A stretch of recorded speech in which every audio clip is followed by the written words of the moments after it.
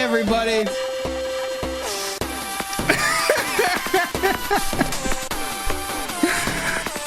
There's no explosion. Myth busted. I love Tierlist. I hope you guys do. Guys, I've been wanting to stream tonight for a while, and I had another idea.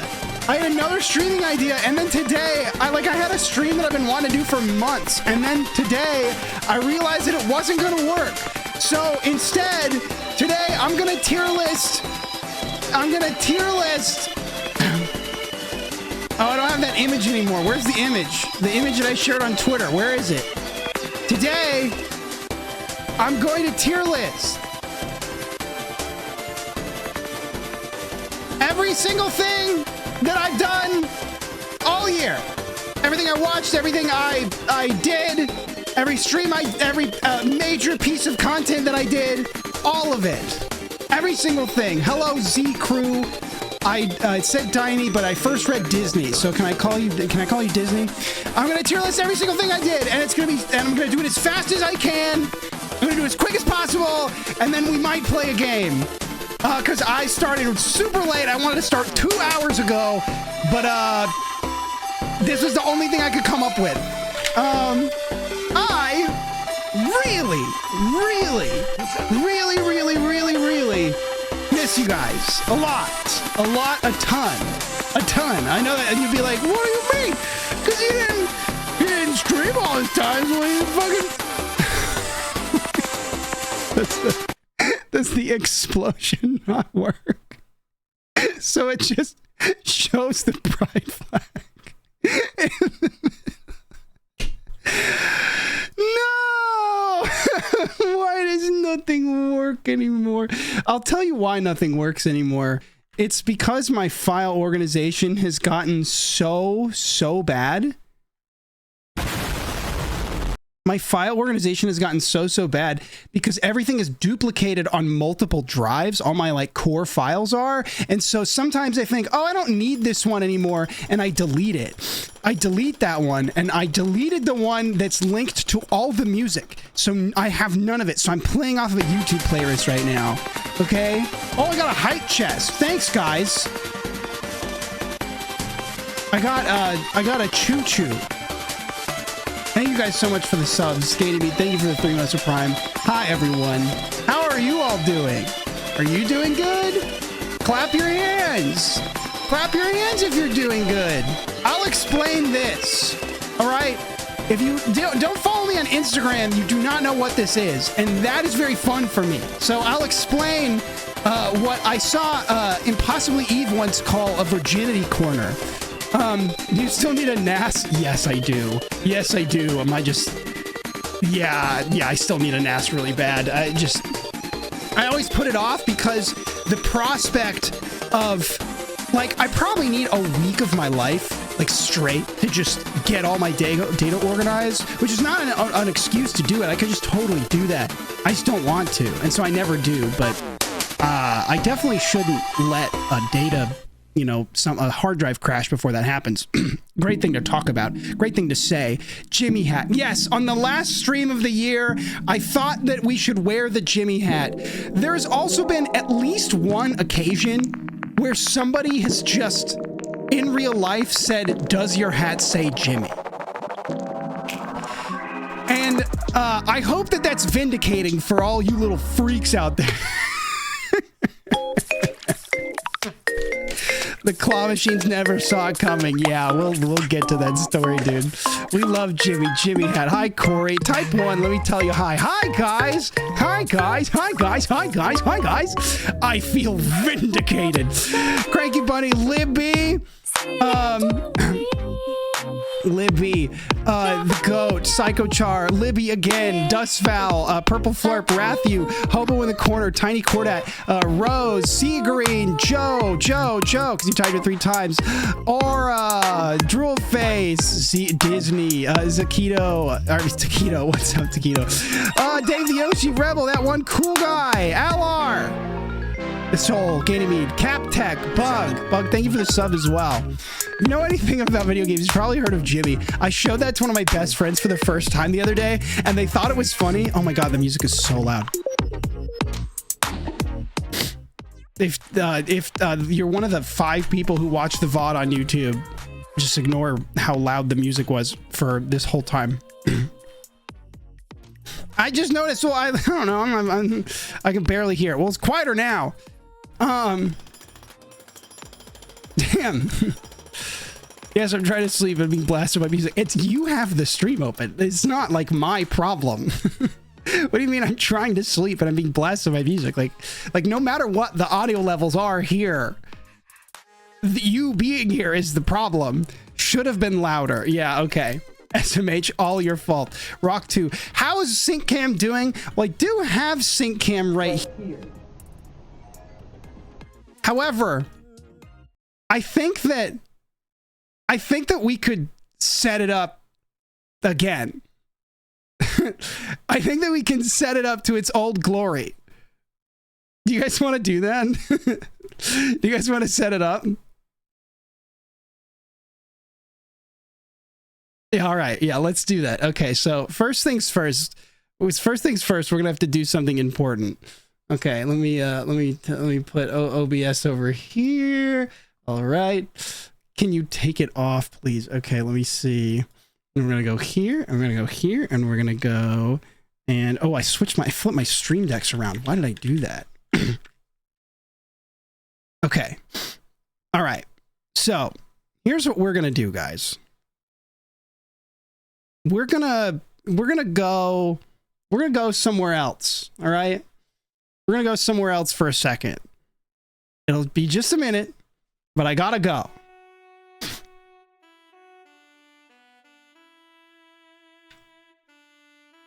She even.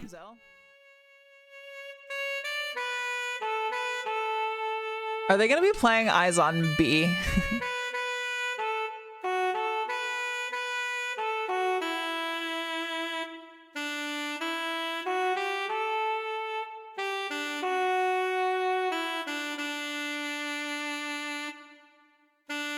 One is running around upstairs. Yes? Oh no. Oh no. No. Oh no. There's 2 potential songs? Okay. I feel like I recognize this. What is happening? Don't worry, guys, I got it.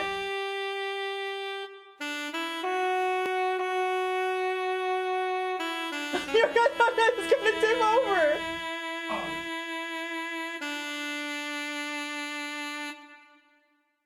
Was this game supposed to get a remake? I don't think so. I have a suggestion, SNES. Go for it.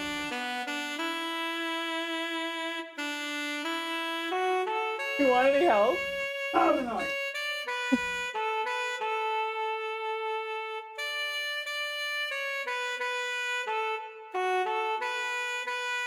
How's it going? Look, Zell's playing saxophone. Zell? Zell? The face tattoo guy I was telling you about. Oh yeah. What's happening off camera? Don't worry about it. I have a suggestion. Screw these guys. What do you mean screw these guys?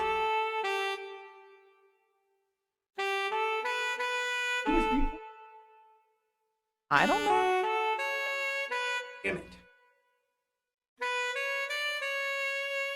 Oh, okay.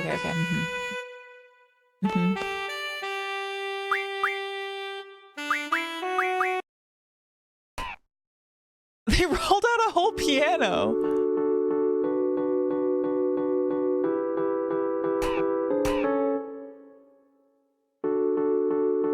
I see what you're doing, SNES. I don't know if I understand.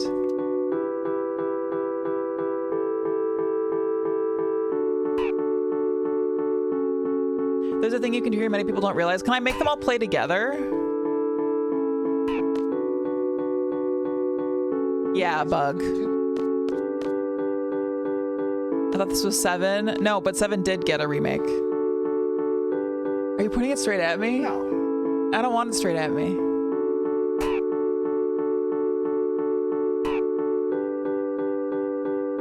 Right at me? Which direction can I go? I don't know, in the sink? Oh, it doesn't point you. Up to the... Can you angle it up? Yeah, no, I mean,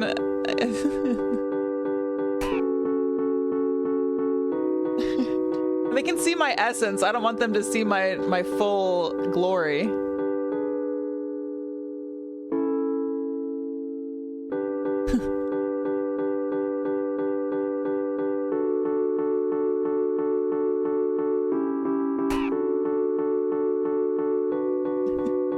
Have you tried to leave? No, I'm afraid I'm gonna screw this up. This seems like I'm screwing something up.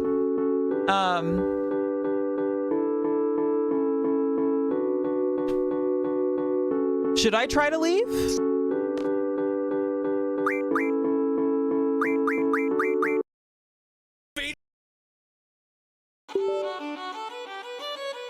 Okay.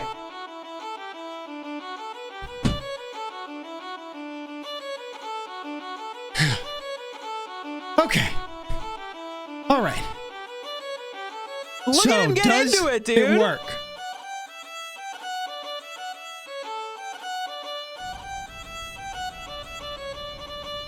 Okay, hold on. It doesn't work. Sync tier list. Okay, hold on. So I should try to leave? Okay. So I should try to leave? Listen, There it is. There it is. Flute and violin clearly go together. Okay, hold on.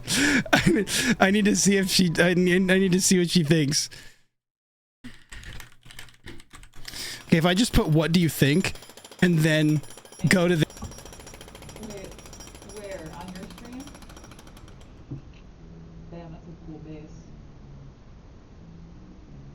Okay, wait. What did she say? Hold on.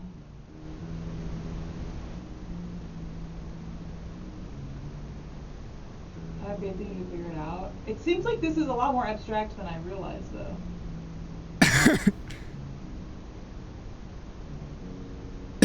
No, she's not gonna turn the water on. I like this is sort of a delayed phone that we can use. Jess, are you looking? I'll turn the water on. No, don't turn the water on. No. Don't listen. Hi, Barry's chat.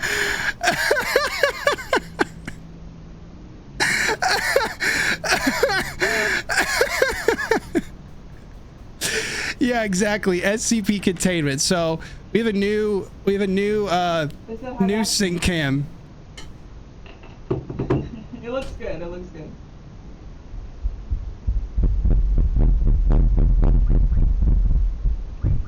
This tap.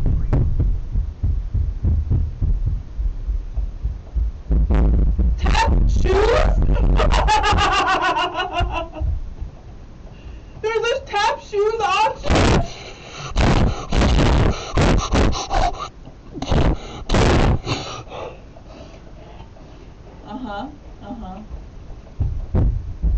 So that goes with flute and violin too.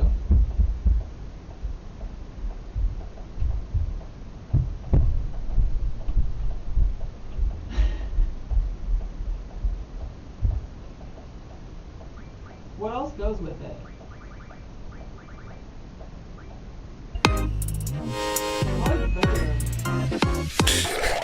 Yeah, the steps are so loud. I gotta. All right, I do need to defend myself. I do have to defend myself. I do not stomp like that at all when I'm actually trying to walk throughout the house. Okay, when I'm actually walking through the house, silent. This is for comedy, exclusively. Like your earrings. Thank you. Thank you. They're of birds. Little birds. Other side. Little birds. Yeah.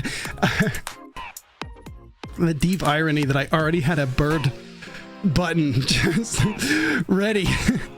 Just ready for all of you guys to use. I didn't even process it. Oh man. It's good to be on here, man. Fuck. Oh, the fact that my stream deck is all disconnected is so depressing. Maybe I can cheat it.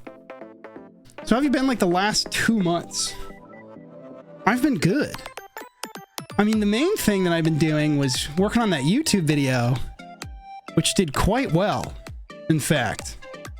Not quite as even though it did incredibly successfully, I was kind of hoping it would go a little further, but also it was very good. I wanted to try something different, but I'm not gonna make a statement on what I'll make next, so that I can kind of keep it in here.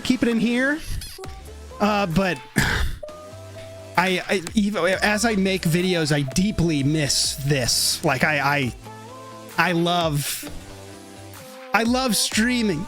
It's not where most of my ideas are, unfortunately, right now. But I do love this. It's just so fun to be weird. Do you have tabs for any Tenlung songs? No, I don't.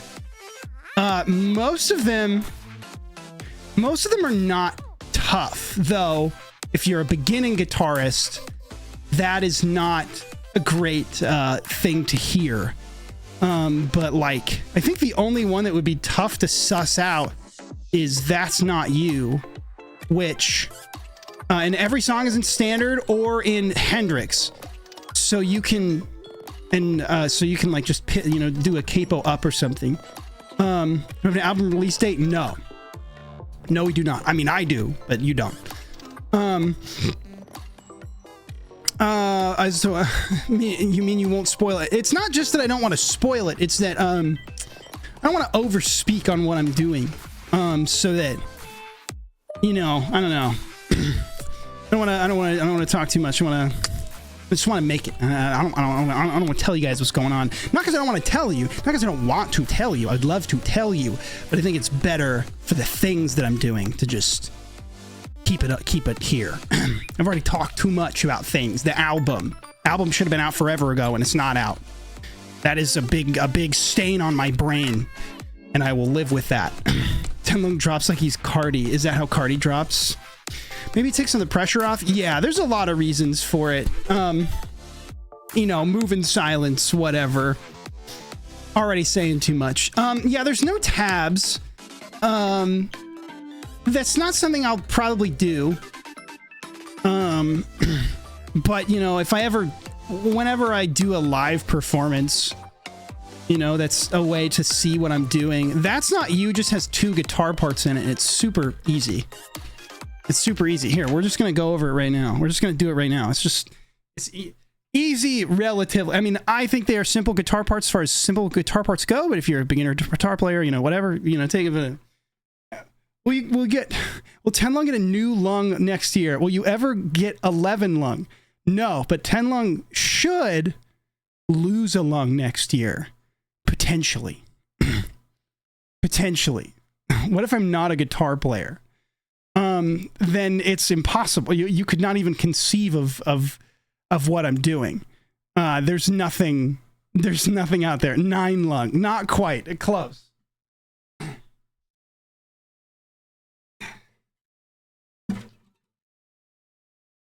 That's On You, my most popular song. Listen, it's a great song. I think it's a great song. When I wrote the song, I said that if I release this, it will probably be my most popular song forever. And that is what's happening. And I hate that. I hate that because I have so many other songs that I like more. But that is a good song, and it's a special song because all the songs I'm working on are not acoustic songs. So that thing is happening to me that happens to all my favorite artists, which is that they have their most popular song sounds nothing like their other stuff, and it's an acoustic song, and that breaks my heart. It breaks my heart for me, but whatever. That's on Pooh. So That's On You is quite simple. Little banana, you got to get out of the way. Fairies, Have a Beautiful Life. That is a good one. That is a good one. That is also an incredibly simple song. But anyways, so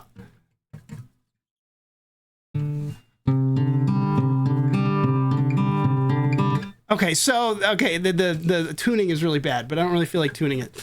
So wait, what does it sound like if I play it out? What does it sound like if I play it out? Okay, that sounds awful. I did get a new tuner for my birthday. Let's see if it works. And then we'll tier list. And then I have a game I might want to play. Does this have a fucking thing on it? What's up? A bitch has to work tomorrow. I am distraught. Here's my bedtime annuity berry. Good bedtime, bunny. Happy New Year from me, the birds. I hope you feel better soon. And of course, it is quite late, so no expectation of anybody staying at all. In fact, oh, okay, it works. So I'm supposed to like. How do I clip this thing? It's like a weird one. Mounts behind the head. Well, that doesn't fit on my fucking guitar. Fuck. This tuner doesn't fit on my guitar. Where's the time going? It works on an electric. We can't stop and realize just where the lines. Oh wait, maybe this will work. Come with me and I'll show you the you wanna be, cause when the clock stops ticking, you know there ain't no response. Oh shit. Oh.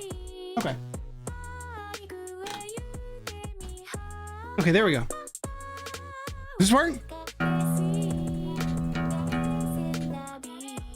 Oh, it's backwards now. Wait, what? Oh, this is so weird. This is so weird.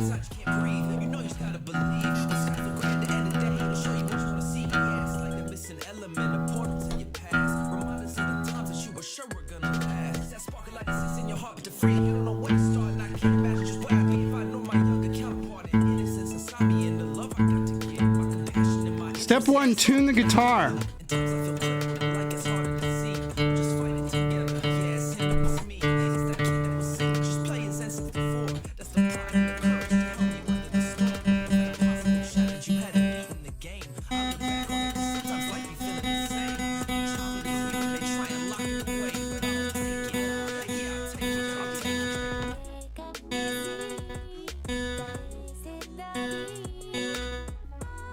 My B string is awful.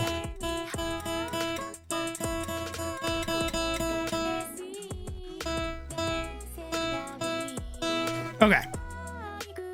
Let me see. So how does this sound? Cool. So that's On You, the most popular song by Tenlung. Hi, Sim. What's going on? Most popular song.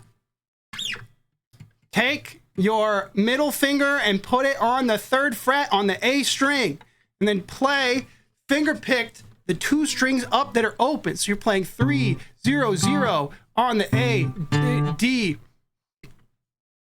and G string.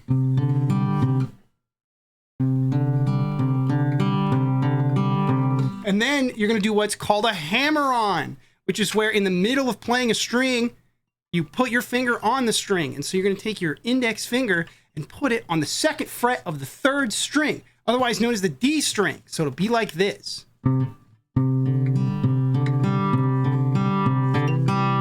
So that's it. 3, 0, 0, 3, 0, 0, 3, 0, 0, 3, 2, 0. Boom. And then you slide this up to the 4th fret and the 5th fret, and you keep that finger on. Somebody clip that I just said, and that will be our raid alert now. Yo. Hello, everyone. You're probably wondering why you're here. No, that wasn't what I wanted to do. Where's the kid running? Where's the kid running? Where's the kid running? Where's the kid running? Where is it? Here it is. Alright, you guys are never gonna believe this. You guys are never gonna believe this. Watch what happens. You're like, oh, it's just this is a robot. Alright, you're just like, what's going on here? It's just a robot. You could never believe. Yeah, but you're never gonna believe what's happened next, okay? Alright. Oh, you modded V2 into Rivals? That's oh, look at this guy, look at this boy, look at our boy go. I don't know if that's the same kid. Or this is a different kid. I know you didn't see this coming. He's a real boy now. Now you might think he can't make it all the way. He's just running. He can't do anything. He just runs away and runs away from his problems. But you're never gonna believe this. You're never gonna believe what he can do now. Look at this shit. Look at this motherfucker. Hell yeah. Hell yeah.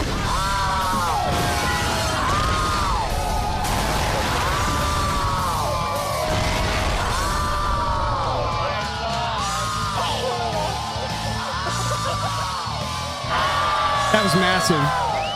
That was massive. These folks never get old. Dude, I started stream and realized every single one of my songs has been desynced. I don't have a single song on my stream deck. So I'm having to play from YouTube. No mood songs today. And somebody asked me how to play one of my songs, so I was doing that. But I'm going to tier list my entire year, my whole life. And guess what? Guess what, fella? Guess what, fella? You're on the list, all right?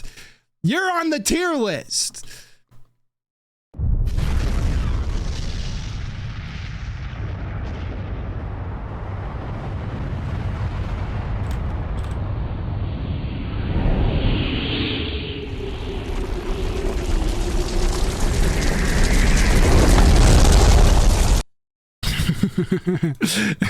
Anyways, if we didn't do a shout out for Nandre, please go follow Nandre, my roommate. He's live almost every day. Go hang out. Go hang out. Find some cool stuff. Imagine I fell in your room as a skeleton right now. From where? Like, did you fall up? Like over here? You blew up through my closet. Like through the wall. Like, which, like, if that happens, like, okay, like, I did push a button to blow you up, but just where is that gonna come from is really the real question. I just tried to. Why are you here? In heaven? I just tried to surprise my roommate, and he fucking killed me. He blew you being in heaven after I killed you with a bomb, and you'd go, he blew me up.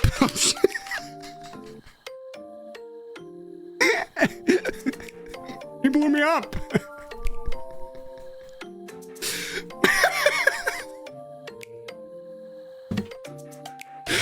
Can I call him?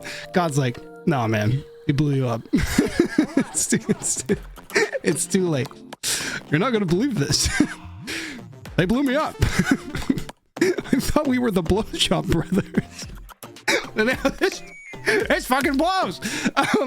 Anyways, Ganymede, if you're still watching, so you go ba ba ba, and then you bring, and then you go ba ba ba, and then you bring it up up 2 frets, and you go, and then to play the sequel song, you just play all the strings.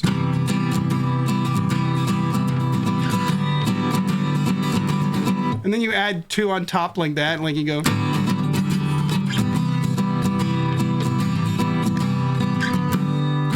Anyway, that's how to play every single one of my songs. Every single one. So,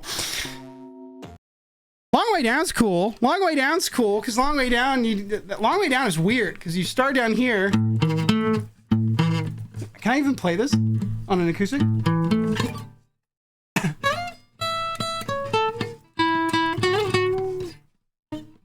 I can't.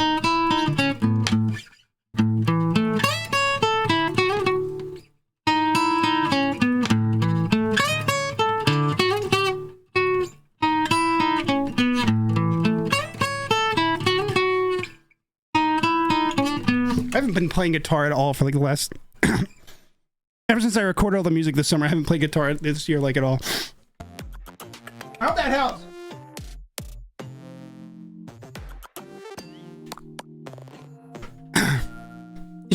Your magical guitar hands are weird. I couldn't even play my own guitar part. I don't know what you're I don't know what you mean. How does your finger do that? I've really like not big hands, and so I do weird shit on guitar, and somehow I think because I have to stretch so far with my pinky, I do a lot of stuff with my pinky that most people would do with their ring finger. My ring finger is really weak. There's certain ways that you're supposed to be able to play power chords that I can't play them And so I just make up for it and kind of hide it by using my pinky weird. And I always thought that was really bad. And it kind of is, until I talked to one of my friends who's like a fucking pro guitar player, like literally a pro, has been in bands and been in session bands and all this shit. And he was like, I don't know, man, everyone's got weird stuff. Just, you know, as long as it sounds good. And I was like, hell yeah, you have to work out that ring finger. I'm trying. I'm doing lifts. I'm doing little things. Stop reminding me I didn't practice guitar at all this year. Wait, hold on. I don't have any of my fucking songs tied, so I can't fucking do anything. What is this? Yeah, that's good.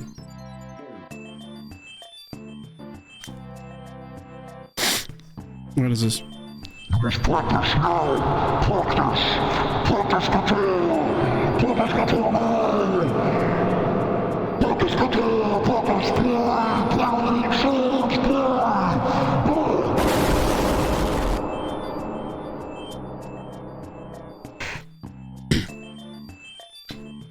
I'm sorry if that scared anybody. I didn't practice. Hi, Jenna. How are you? What's up?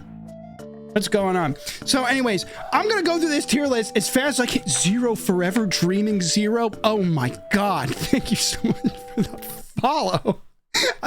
I've missed reading so many subs, and anytime somebody follows, I fucking lose my mind. It's going to go fucking crazy. No. No, Mount Everest is gone. No. Where's Mount Everest? No. No. 5960878. No, that's not right. That's not right. That's not right.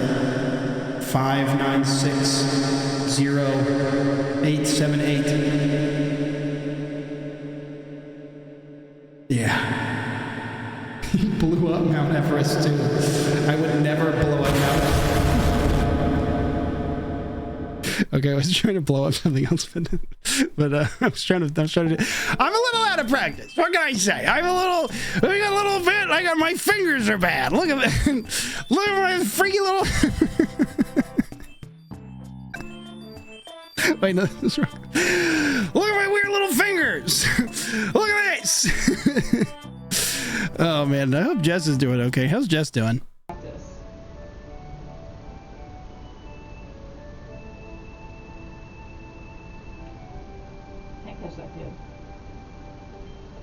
All right, I guess that was everything. I guess that was everything. The music is soothing, isn't it?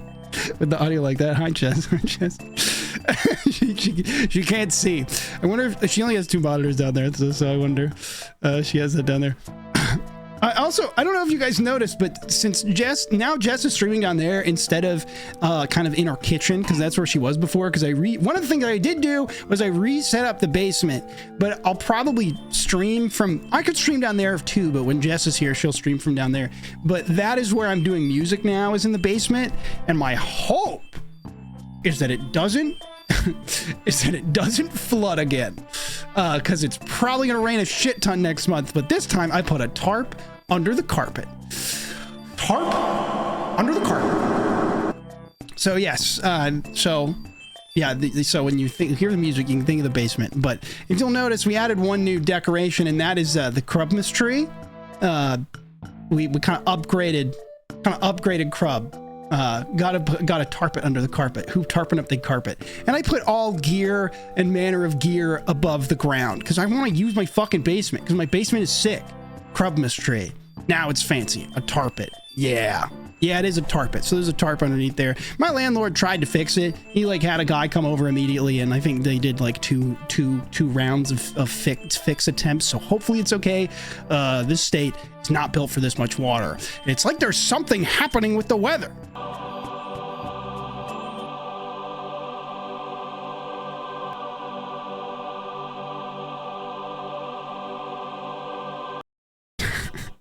I said, it's like there's something happening with the weather.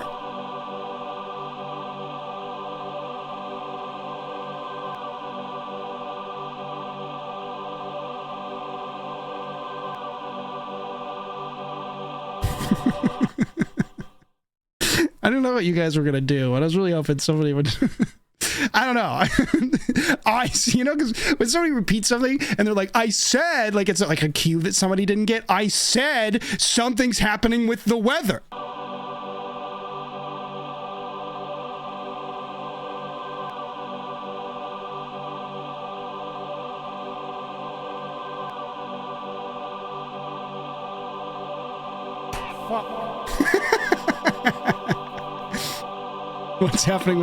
What's happening with the weather? Something's going on. Climate change. Hell yeah! Yes! This would probably contribute to that. Okay, guys. I think we got a tier list my whole year. And a lot of that has to do with you guys, and we're going to rocket through it. But this is the only thing I could think to do, and I can talk to you guys about the content that happened this year, and also other things, and also all the movies that I saw, and all the music that I heard. And we're gonna rocket through that, and then maybe something else will happen. I don't know. I kind of want to play Mouthwashing, but that feels like a crazy game to end the year with, because I've heard that game is intense. But we did play his prior game on stream, How Fish is Made. Have I played Atlas? No. Did I watch Megalopolis? No. I heard that movie was insane. Mouthwashing is incredible. Animal Crossing web fishing video goes S tier, and that's my contribution. Thank you so much. Crossing Minute. Thank you. That means a lot. Yes, it is that, spoiler alert, that will go in S tier for a variety of reasons, some of which are not the video. But we have quite a lot of things to get through. How Fish is Made Mouthwashing. Yes, actually. And if you go and play How Fish is Made now, there's an entire section of the game, like an add-on that basically like it's kind of like a transition to Mouthwashing. Raid video S tier. Are you guys talking about the fish video? But I haven't played Mouthwashing. Another game is like egg, like what that like egg game? What's the egg game? Egg Squeeze. I don't know anything about Egg Squeeze, but I do own it. And different egg game. Arctic Eggs is on the tier list. Egg Squeeze. And my friends have said Egg Squeeze is good game. And so I thought about playing Egg Squeeze. And if Jess ends stream early, maybe we'll do something fun on stream together. But Mouthwashing would be pretty fun. Egg Squeeze Me? Egg Can we get an Egg Squeeze Me train? Do I still have those fish videos? Like, are those delinked? Or are these good? Oh yeah. Oh wait, the song is gone though. That tracks. The song being gone makes sense.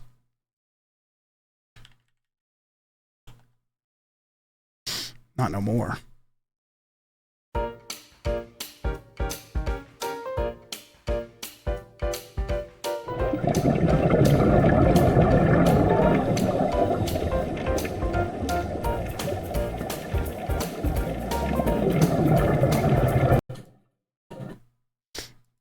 Okay, so this song is gone too. Okay, so we need a new song here.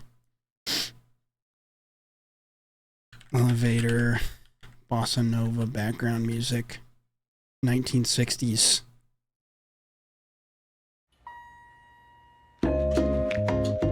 Instead of fixing all this stuff, just get a new computer. You want me to get a new computer because some files are delinked? You gargle some water and use that as a song. I mean, I can gargle some water. I mean, I could just gargle water.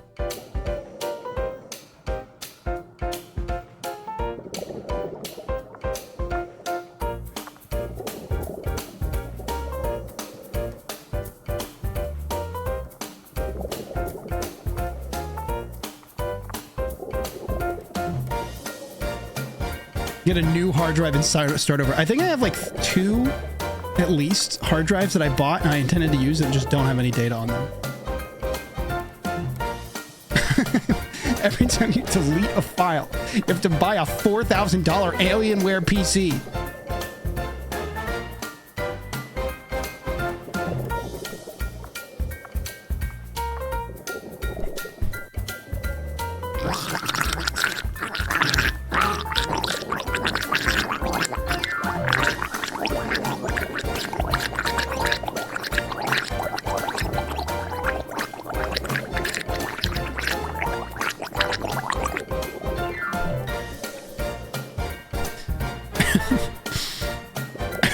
Damn, turtle, you all right? That's what he's trying to... This is the content I've been missing. Yeah. All you people, all you YouTube watchers watching written out statements and arguments. You're missing the real stuff. Cut back to me gargling water as my body is a turtle. Not that the video is that different. So one fun thing about YouTube, you know, like the YouTube analytics, like you make a YouTube video, is that I'm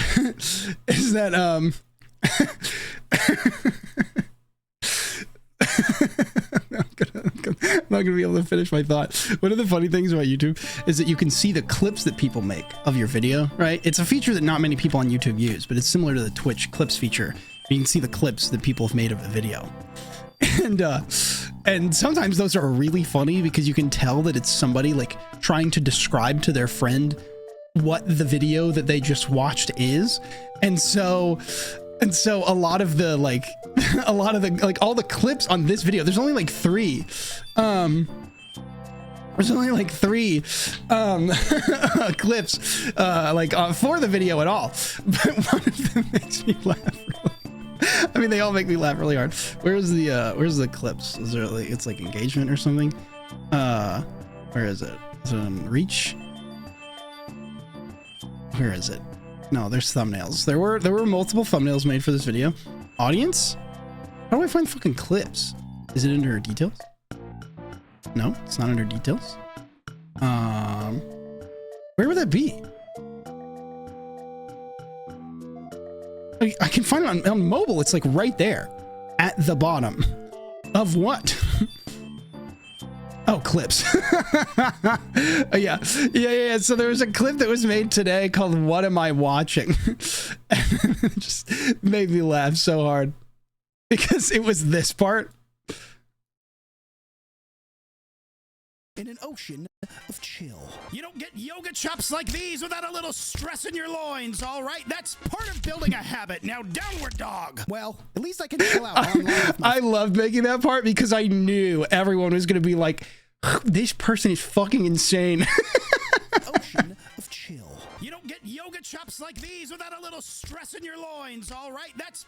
I spent so long looking for a yoga video that had all of the required poses for this joke. Part of building a habit. Now, downward dog. Oh man. And then this one is awesome because it just says, sounds like that one guy, I don't know, one guy made a video, he just sounded like that. Why?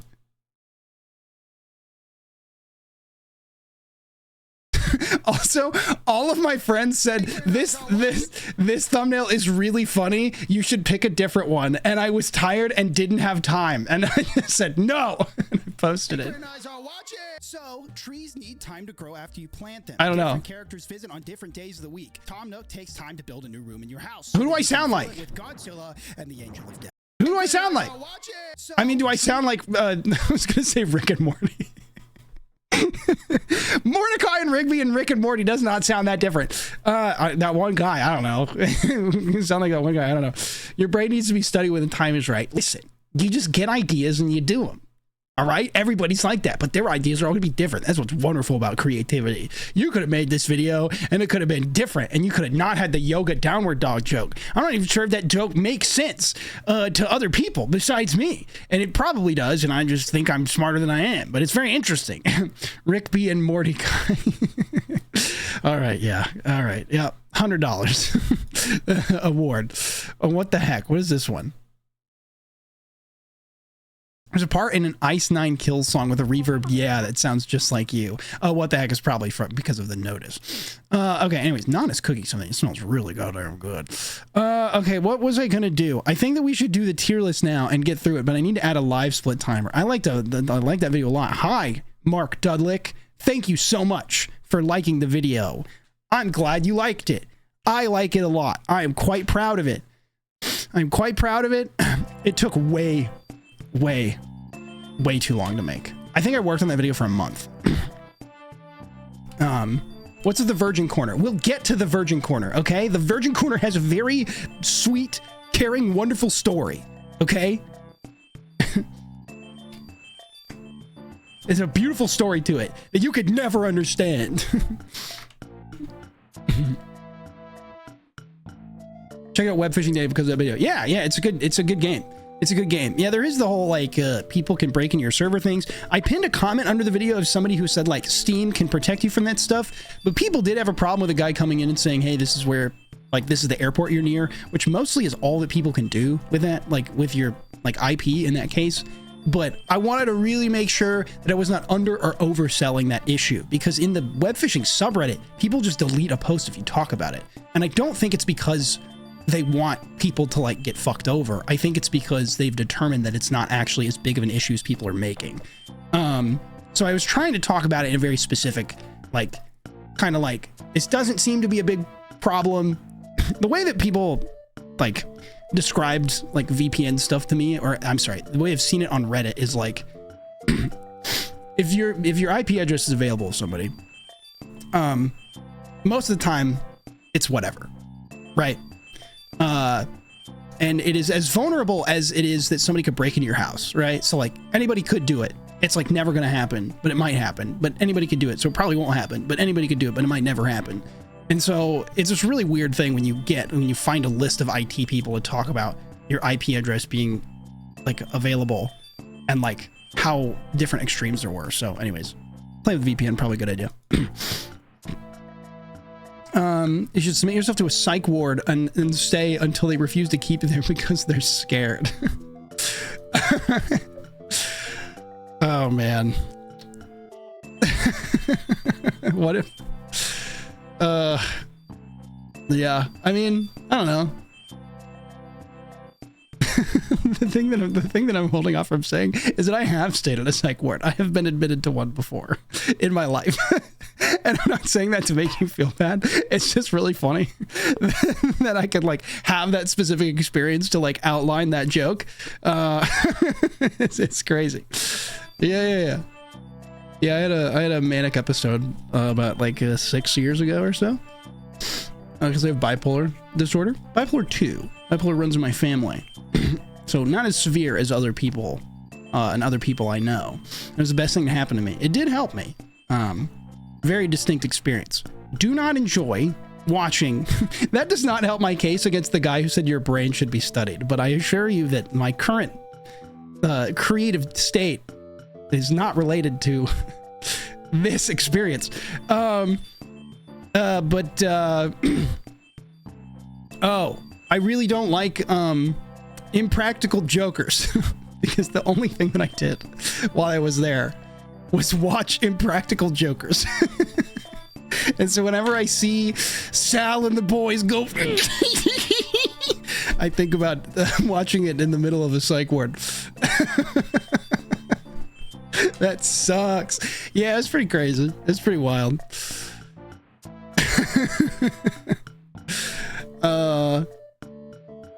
Was it like they were laughing at you? No. It wasn't that like distinct. Hello, Joe. It wasn't like that. It was just like any kind of thing. Like it was just what was on for TV, and I was there for like a week or two.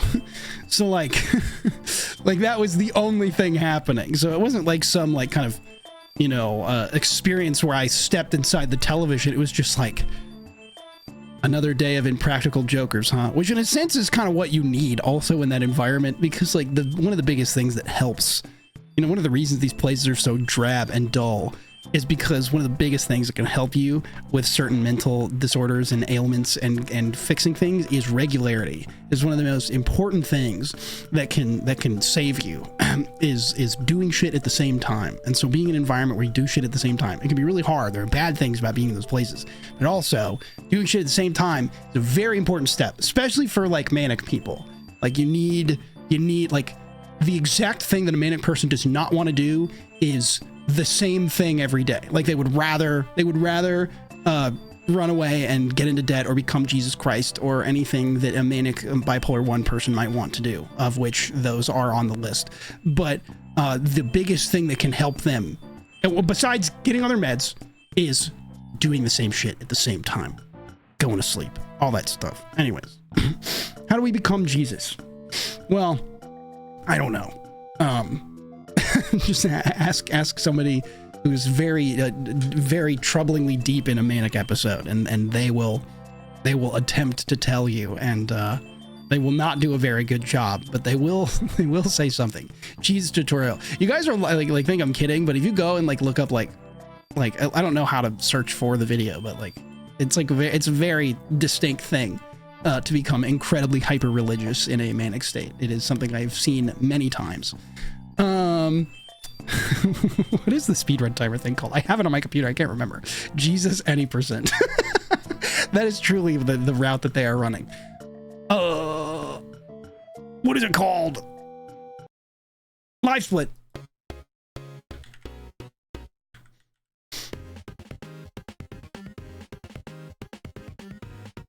That was a sick song, but they unlisted it, so I'm gonna pull it off.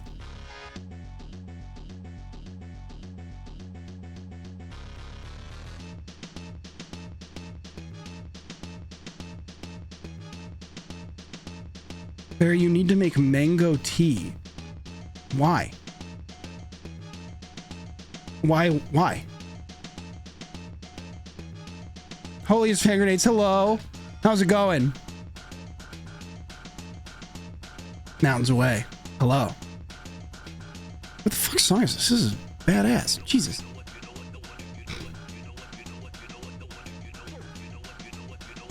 Barry, have your Holy Hilly by Jordan Creep. I've listened to Holy Hilly one time, and that has been on my list of albums to listen to. It is a long album. It's like an hour. I don't like listening to albums that are over like 40 minutes, and that is just like a thing that's like not like that does not my opinion on the quality of a record at all. And I have listened to Black Midi, and that stuff is just dense and it is brash and it like fucking punches you in the face. And I know that record is amazing. And I will listen to it. What's your favorite plushie to cuddle to at night? I'll explain the plushies. They don't actually. These are in a pile in my living room. They don't go here. I just got back to see my comment was pinned. I'm glad I didn't say it. I'm glad I said something I didn't want it to get overlooked. Oh yeah. Absolutely. It's very long. I struggle to stay with it. I mean, like, it's not like necessarily a great excuse. It's just more like I'm doing a thing, and I'll talk about this during the tier list, but I try to listen to a new album every day. And a lot of time these days I'm forgetting because I'm doing more shit, which is a good thing. But I don't often make time in my day to listen to an album that is an hour long. I think the last time I listened to a long record that was kind of long was Chromacopia. Was Chromacopia, but I'm behind on the album a day thing. I've slacked in recent days. I'm having to catch up. Okay, which one's biggest, most cuddly? Obviously the big one. The big one is. I mean, album a day sounds exhausting. It can be, but if you make space for it, it's fine. And an album sometimes is a loose term. Sometimes I'll do an EP because then when else would I listen to EPs? There was one time where I wanted to listen to Gene Dawson, and but he has all these singles that he released in this set, and so I just counted that as an album. Most of the time it's a new record. Sometimes it's an old one because I want to like reconnect with music I still listen to. ECP still counts in the exhausting comment. What do you mean in the exhausting comment? You listen to Pickle Rick. Wall Socket by Underscores. Wall Socket's a great record. We'll talk about Underscores in the tier list. All right, it's time to do the tier list. Does lives get pinned on top of stuff, or do I need to like... Okay, it does get pinned on top of stuff. But here, what I'm going to do is I'm going to put it on top in OBS. I mean, an EP a day also sounds exhausting. I mean, it's like 16, minutes. It's not very long. It's not that long of a thing.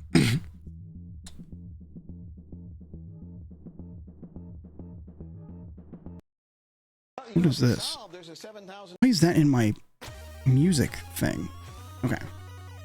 Keep It Cool by Riley Slaps 2. Hell yeah. Yes, it does. Riley... I missed a second chance to see them live. I was sad, but Riley is such an amazing... I mean, you can tell in their music how amazing of a live show that they are, and it is exactly that amazing. Man, such a great set from that band. It's such a great band. I really, really hope... Saw them with Hot Mulligan a couple weeks ago. Oh, I bet that was great. Riley with a big crowd is probably awesome. How was Hot Mulligan? I missed a chance to see them earlier this year. Pure Asbestos. Thanks for 11 months with Prime Gaming. I'm sure Hot Mulligan was great. They came with Sydney Sprague, which is something I regret not doing.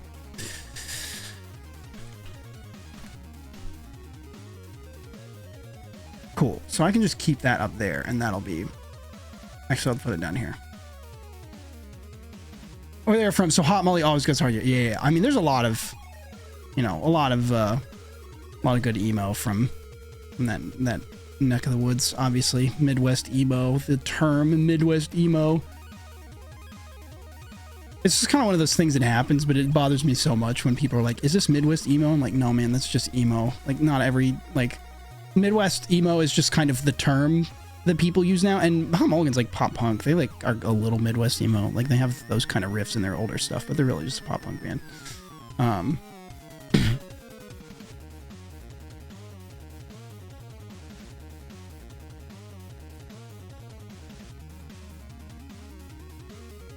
Oh, I forgot to download a tier list. As you guys can see, I'm not quite that prepared. I just wanted a reason to go live. I wanted to do something.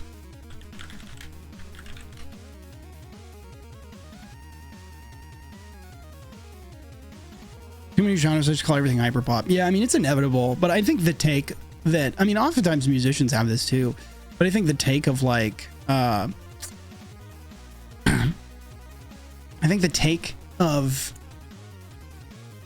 don't describe stuff with genres. Like it's like, you know, just like let everything be genreless and like let, you know, genre doesn't matter. Like stop trying to box in my stuff. I think that's kind of lame. I think it is very worthwhile to discuss stuff in boxes and acknowledge that they don't need to be in them either. I think categorizing stuff is really cool. I think giving scores to stuff is really cool. None of it should be absolute. It's not absolute, not at all. But to come up with systems to describe things with the knowledge that they are imperfect and personal and subjective, I think is really sick. And that's why my April of last year was Twinkly Rhythm Games April. Genres useful for tools for finding things. Yeah, absolutely. Yeah, I'm very against the concept of like just total, reduction of genre or anything. I had the same thing. That's awesome. I was listening to a lot of Mom Jeans in April.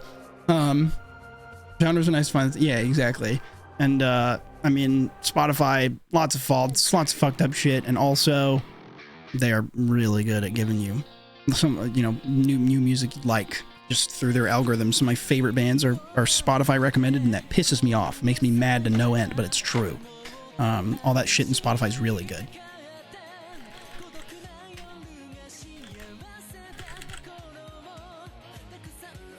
Fuck genres. I listen to music, put everything on one playlist, going from Mitski to Cat Stevens, which are two sides of the same coin if you think about it. I haven't listened to a ton of Mitski, but I do have one of her records that my sister-in-law got me and I need to listen to. I don't want to alarm you, but Sonic just...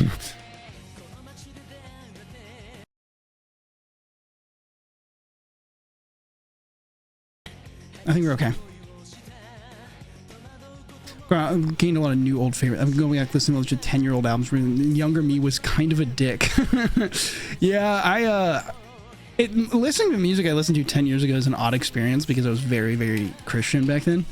And so there's a lot of stuff that I would prefer not to listen to at all, but there's some stuff that's like kind of in this sort of alternative, technically Christian rock space that is some really good music, but I kind of have to be like, yeah, I like this music. You know, what it's saying, I don't really care about, but, you know, yeah, whatever.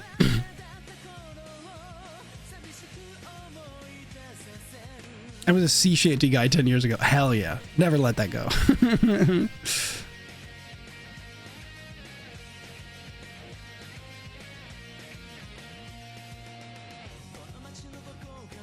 I found out that I'm in love with Jan bands. Aging is wild. Here's the thing. I've had this rant before, but if anybody here hasn't heard it, if you listen to pop punk, you listen to dad rock. Not all of them necessarily. There's obviously new ones, but if you have to make a cruise that says your music isn't dead, I have news for you. you made a cruise, okay?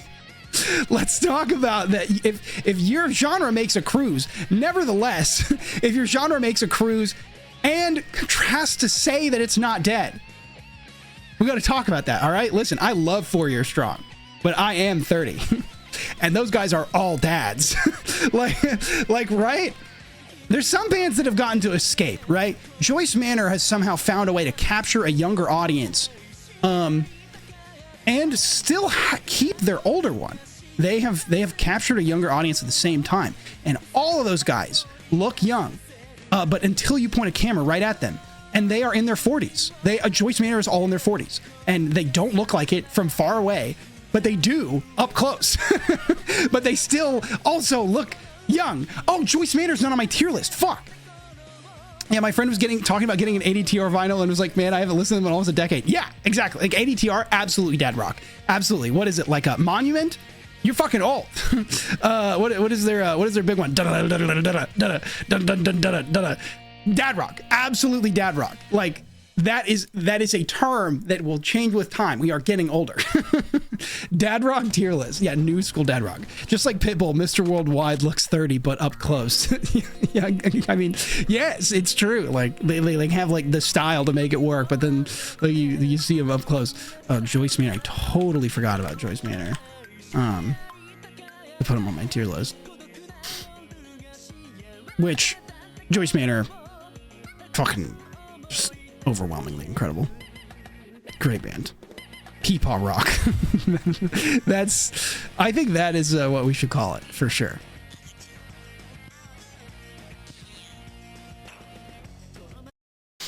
What's next? No, why is this in my fucking playlist? This thing is awful. There's an almost paradox. Why is that in that playlist? Okay, whatever. They call you old in the Barry Bebop. Joyce Manor. They are. That's fine. Joyce Manor has like cemented themselves as you know, your favorite band's favorite band, like your favorite punk band's favorite band. I saw them in LA. Mark Hoppus came and performed a song with them. Barry from Joyce Manor was a part of the Weezer like Blue Album, I think 20th year or 30th, however old the Blue Album is, year anniversary, probably 30 year. Barry Johnson was a part of that. He was a part of, they played on like John Mulaney's fucking Netflix talk show and shit like that. The battle was also called it When We Were Young Fest. Oh yeah, exactly. Like that's the thing.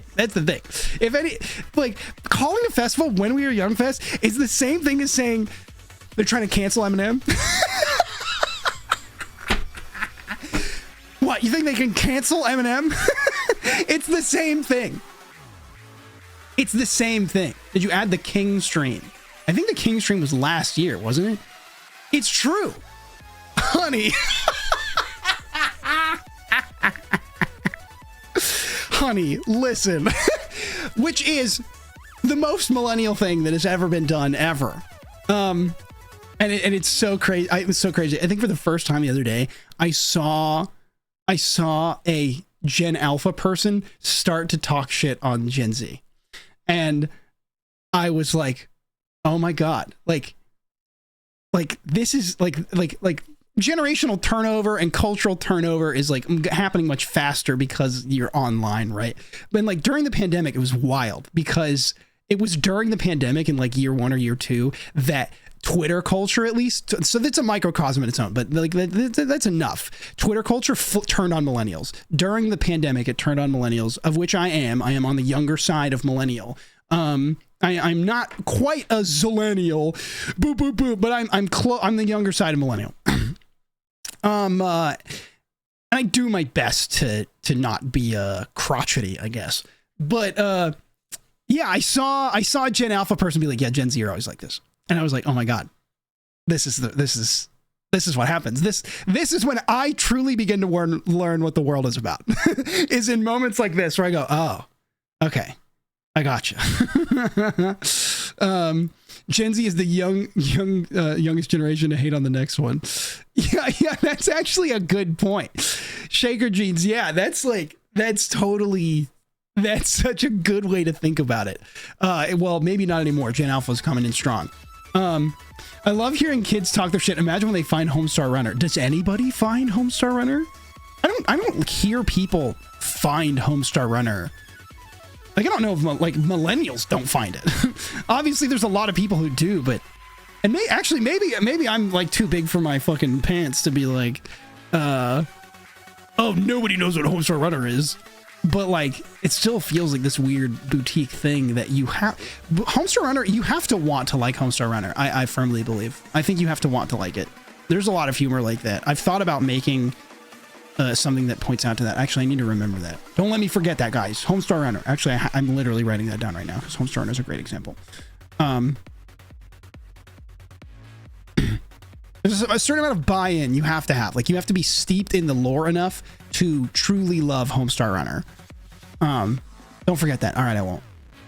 It's going to be first at some point. It's going to be a millennial bloodbath. I feel like there's not a lot of hate about Homestar Runner though either, because of the buy-in, because it wasn't this ubiquitous thing. I feel like that's part of it. Is there has to be some level of ubiquity, like Gen Z or whoever. People can shit on Eminem because nobody will shut the fuck up, and everybody was like whatever, and then Eminem became cringe. But Homestar Runner stopped mostly. They post like one cartoon a year, so they didn't really try to be. Like, they didn't try to extend their welcome, and they never had mass appeal. They had a very, very big micro niche. Strongly feels so good that it doesn't need context. Yeah, it's just so bizarre that I think you still need a little bit, but I'd happily be proven wrong. Homestar Runner's great. I love it. Where's that one? There it is.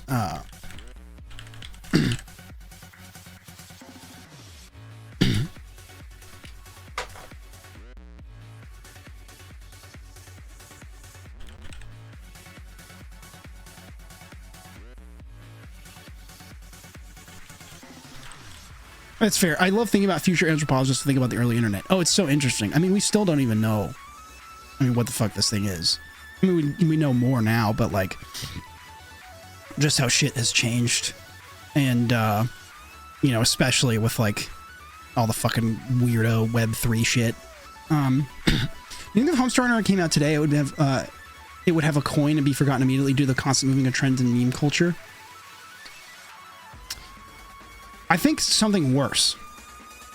I think that Homestar Runner... Actually, this isn't worse, but it is unfortunate. Homestar Runner would be a shorts... It would be a shorts creator thing. And...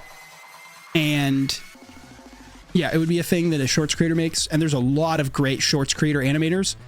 But there was an animator that I follow that I've actually met once. And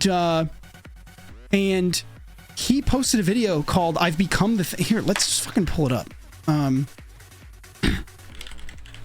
I think this totally describes why I am not keen on the idea of doing shorts, but will probably try them more in the future.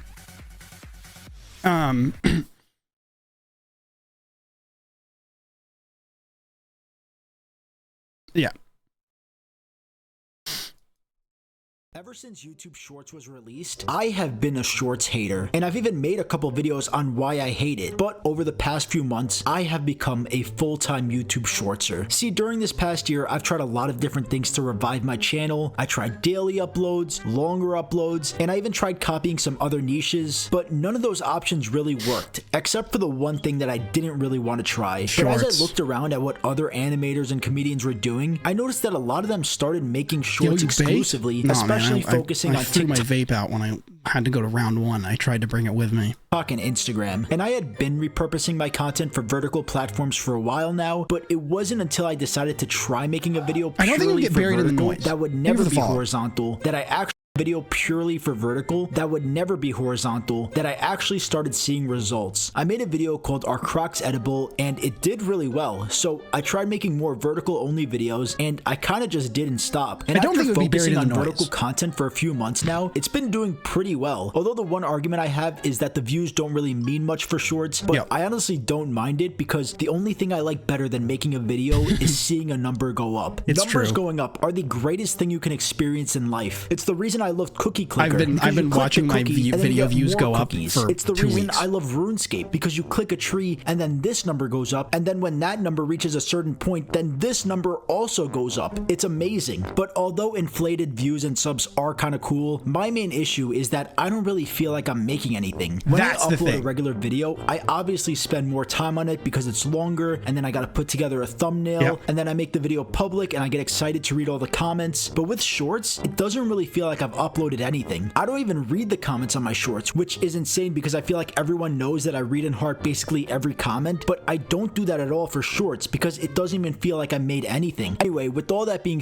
So from a viewer's perspective, I think about this a whole lot. I thought like a Homestar Runner, if it came out today, it would do well on Instagram and it would probably do well on YouTube Shorts, but I think it would especially do well on Instagram and maybe TikTok. I think there's plenty of space for weirdo short form creative shit. I watch a lot of it. A lot of what I get served on these platforms is animators who do stuff like this, or like very creative stuff that I like a lot, stuff that is not entirely brain rot or like weird animator horrorcore type stuff, stuff like Homestar Runner. I get stuff in that vein. Or like look at Luca Big Pants. If anybody knows who Luca Big Pants is, he blew up on TikTok huge, and he makes weirdo fucking like sort of half horror, half comedy, like not even fully story told videos. He doesn't even and he's massive. And then recently it caught up with him on YouTube as well, and he also did some like Minecraft stuff, but his videos were already popular before then with like Glimbo's Gold. Like this is a TikTok. Hey, you. This is like a big TikTok video. It's massive on TikTok. Did you steal my buddy Glimbo's gold? So, did you do it? Come on, eh? Well, my buddy says that you stole his gold. Are you sure about that? All right. So you won't mind if I check your pockets then, huh? Yeah, we have to remove some things about like Flash because that's what I'll get to. Yeah, it's very Molly Moon. Look at that. My buddy Glimbo's gold. You lied to me, but you've committed a bigger sin than just lying to me. You lied to Glimbo, and nobody lies to Glimbo and gets away with it. Yeah, so quirky video. Have you seen Tiny Ballman by Nothing But Lag? Yes, Justin is an incredible editor. So like there's a lot of stuff like that out there that's really good. But besides Luca Big Pants, I could not tell you, this is the thing, I could not tell you the name of a single creator that does this stuff that I follow. Off the top of my head, I cannot think of a single one. I think of, the guy that does this. That's it. I can think of the guy that does that. I'd be like, it's the guy that does this. Let me look through my likes. There's no organization. There's no because the platform is the thing serving you all the content rather than you having any intention of looking for it. You don't have the investment of attaching to that creator in the same way.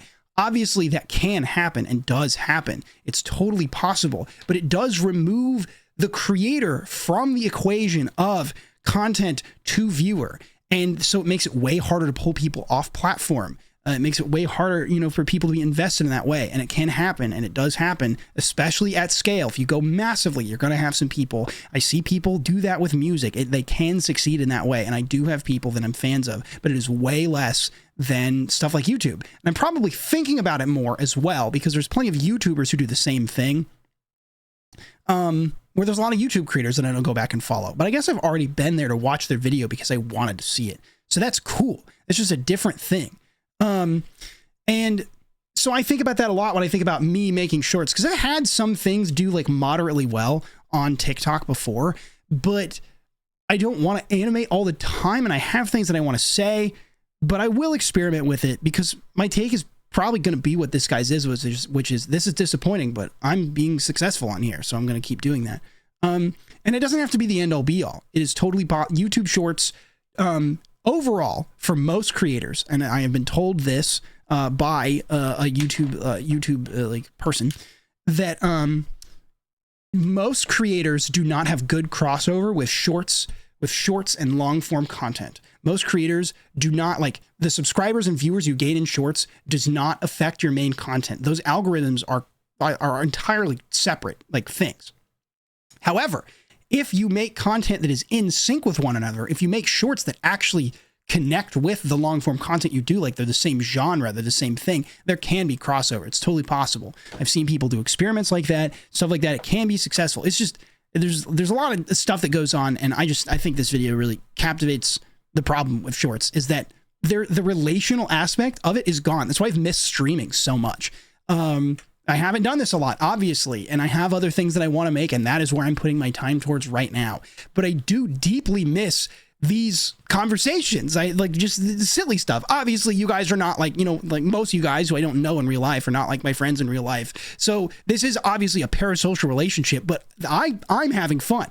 That like this is enjoyable to me, and to like just to get to yap and do whatever these things. And if I did only shorts, like just so much of that gets removed. If there's been a lack of new and exciting videos and they're focused on making these shorts that you can't do anything with, I think that's more, I think that might be more of what you're seeing than anything. I think there's a lot of good stuff being made. I do think that the kind of main YouTube is somewhat stale, but it's probably a large part of just what I'm watching is getting stale. Wait, we aren't your best personal friends? I'm so sorry, guys. What is the rest of this video? Said, I'm still going to keep making shorts because that's the only thing working right now. So I'm not giving up. I'm going harder on shorts. Yeah. We're going to pump out so many shorts. This video is even going to be a short because they can be 3 minutes long now. We're making longer shorts. There's going to be so many fucking shorts. I don't know what I'm going to do with all of them. There's going to be too many shorts. House? What time did I have lunch today? Huh? Yeah, thanks for pointing out. I'm not your friend. Sorry. Listen, I'm going full Ludwig on you guys, okay? That's what's going to happen. Somebody clip that I just said, Whoa. and that will be our raid alert now. Guys, should we hit him with the raid alert? Should we hit him with it? All right, get ready, guys. Where the fuck is it? Where the fuck is it? Where the fuck is it? Where the fuck is it? Where the fuck is it? Let's do it. Raiders, get ready for a highlight of all the content on my channel. All right, here we go.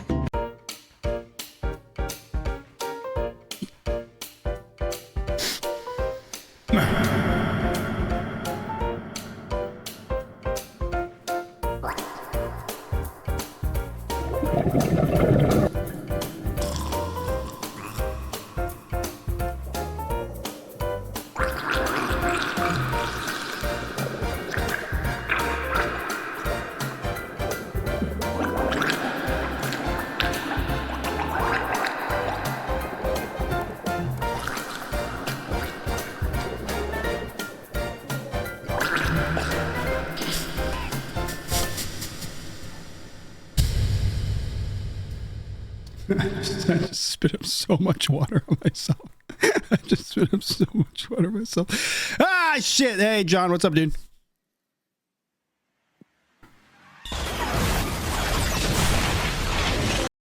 Anyways, if all goes well, guys, there's a YouTube video starring John Spooky that'll go up tomorrow. Assuming everything goes well on the Doug channel, that'll go up tomorrow. Go follow John Spooky, one of my very good friends.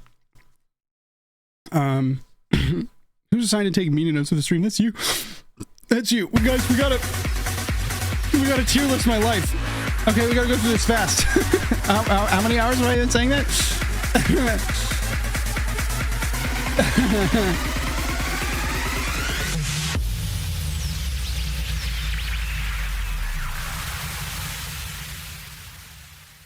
Yeah, you guys better pog. Yeah, you little Doug fans, you little freaks. Come on. Give me your best shot. Yeah, give me your best shot, you little freaks.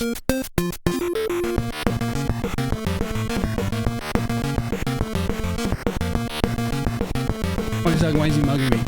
I'm still waiting for the Virgin Corner story. I know, it's a part of the tier list.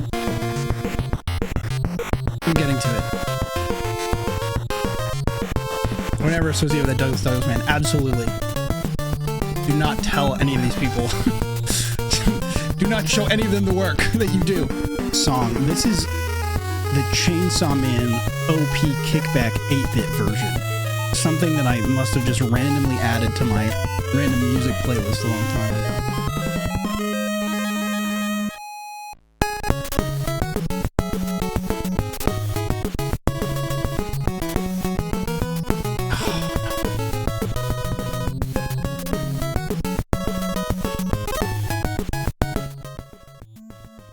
I'm sorry, I love Barry Bebop and Doug Doug. Who's Doug Doug? Never heard of him. You guys are so mean.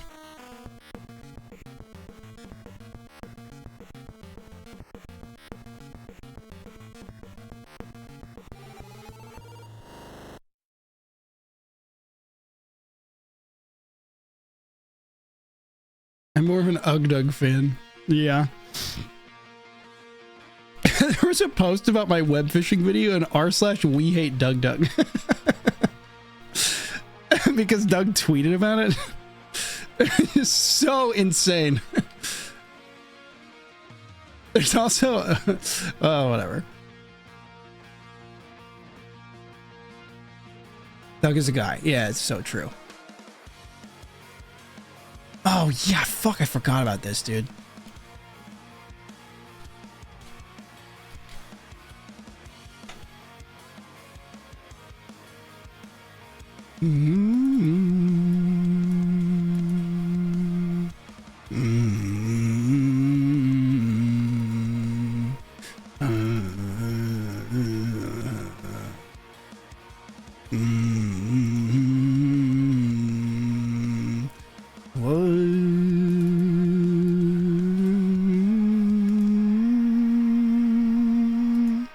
Isn't that Doug, that one guy? Yeah, Doug is the one guy who's friends with Parkser. Yeah, that's it. Let's see. Barry Temple. Barry and Doug are the team rising up against him. There's been sightings of both of you and Fummy and Parkser today.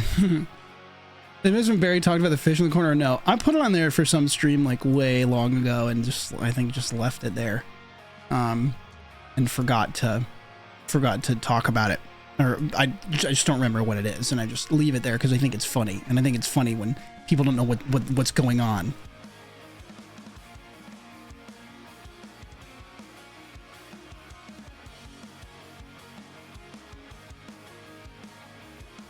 If I hover my mouse over something, does it say? Okay.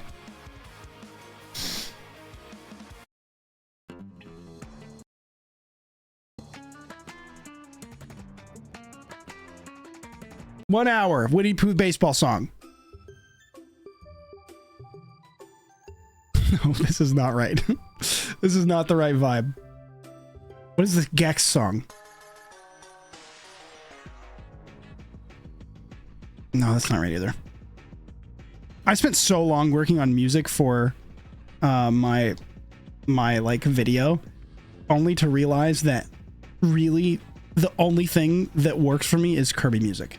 Is the only thing that provides the vibe that I like.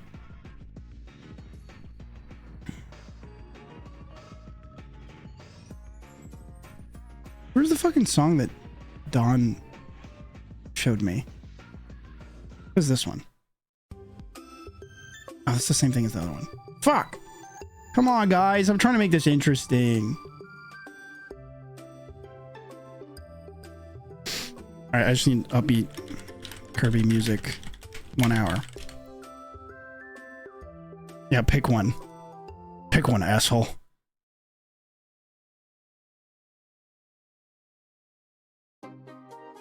Okay. Presenting the tier list of everything that I've done this year. Every single thing.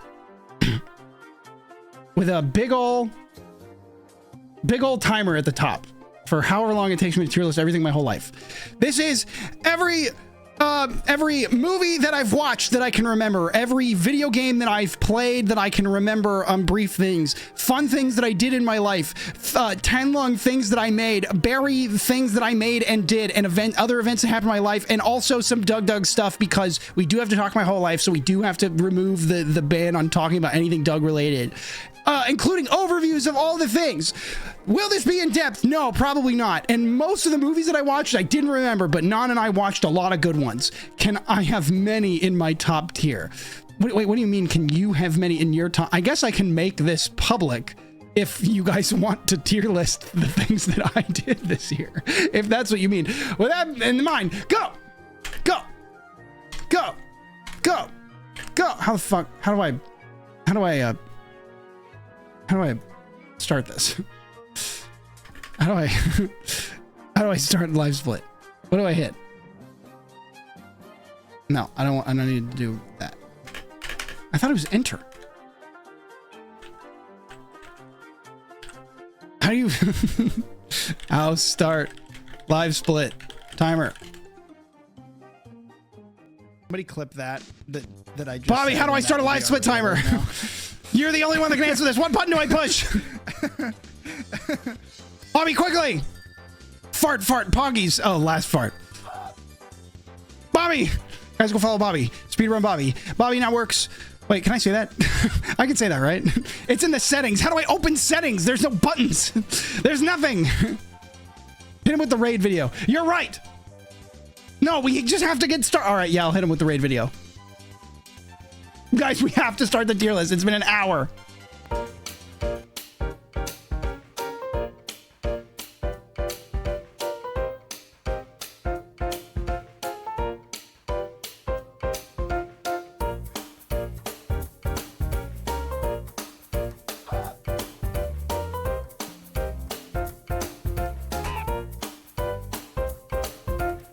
I had 2 instances of live split open. Right-click live split and do settings.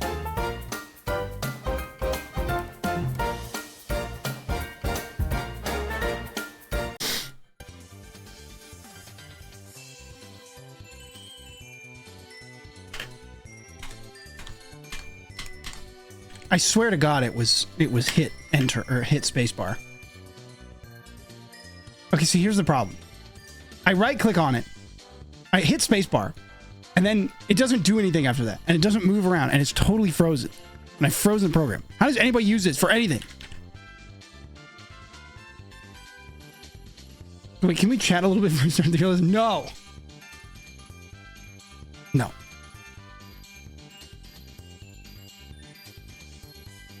Start. All right, here we go. There's a tier list of everything I did this year. Okay, Alien 4. I watched Alien 4 with Non. Alien 4 was awesome. It was so weird. It was so bizarre. It was so fucked up. Like, it's such a genre movie. Like, it has all these quirky characters to it in their own way. This year, I became such a big fan of movies that, like, might be, like critically panned, but that they know what they are in such a degree that there's, like, just such a, like, fun creative spirit to it. Alien 4 I thought was awesome. Is it like so amazing? No, I think a B. Like, we're talking about positive. Like C is and D are when stuff like gets negative. So for Alien Resurrection, that's it. Barry the TV show, so not me. Barry the TV show, starring Bill Hader, and directed by Bill and created by Bill Hader. Great show. I have not finished it. I am only halfway through, but Barry had maybe one of the coolest episodes of TV I've ever seen in my life. It was astounding. My jaw was dropped for the entire episode, and I kept playing things back because it was so cool. If anybody knows, has seen the show, the house with the little girl and the karate guy, if you know what I'm talking about, I think that is one of the coolest episodes of anything that I've ever seen. And guys, please go follow my good friend Bobby. And also, hello, Zephyr. Welcome. Anyways, Barry, it might go in A tier, but I have some things reserved for A tier. I'm going to put it in A for now. That is the best episode. Hiro Murai, my goat. It is so amazing. All right, Evangelion. I watched Evangelion for the first time this year. It's going to S tier. Evangelion lives up to the hype. It is a crazy show. It is so fucked up. I have never seen anything portray the feeling of laying in your bed trying to run from everything, and you might not even know what it is you're running away from. Trauma and like these rich characters that have had the worst shit happen to them, and they just are idle. I've never seen a show portray idleness like this before, and the action and the animation is incredible. And I like the OG ending. I like the OG ending a lot. It's a little rushed. Obviously the animation is not there, but fuck, like, I actually like the OG ending a lot. I actually like the OG ending more than End of Evangelion. I like the show more than End of Evangelion. End of Evangelion visually is beautiful, and there's moments from that ending. Like, my perfect ending of Evangelion, my perfect ending would be putting them together and sync and like taking certain pieces from each one.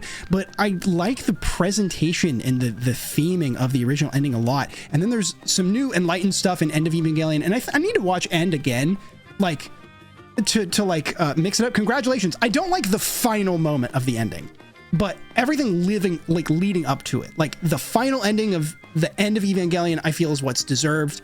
And the rest of Evangelion's ending I really like. Like, I would really like chop it up into pieces. I haven't seen anything else besides End of Evangelion. I haven't seen anything like that. Mob Psycho Season 3. I finally rewatched the whole show, watched Mob Psycho Season 3, and I cried. I cried like a little baby. I cried like a little baby. I'm about to cry thinking about it right now. Mob Psycho is so beautiful, and for some reason I just didn't watch season 3 for a long time, and I don't know why. And I watched it, and the One has always been an anti-shonen type of guy. One Punch Man, by the way, if you read manga or anything, One Punch Man the webcomic clears the manga. Like, every passing issue that the manga issues, the webcomic clears it. If you want to know the difference, like, the webcomic is drawn by one, and then the manga is written by one and drawn by somebody else. And they like expand on stuff in the webcomic or in the manga that I think does not need expanding on. I think it hurts the entire thing. I think that the webcomic is the definitive way to engage with One Punch Man.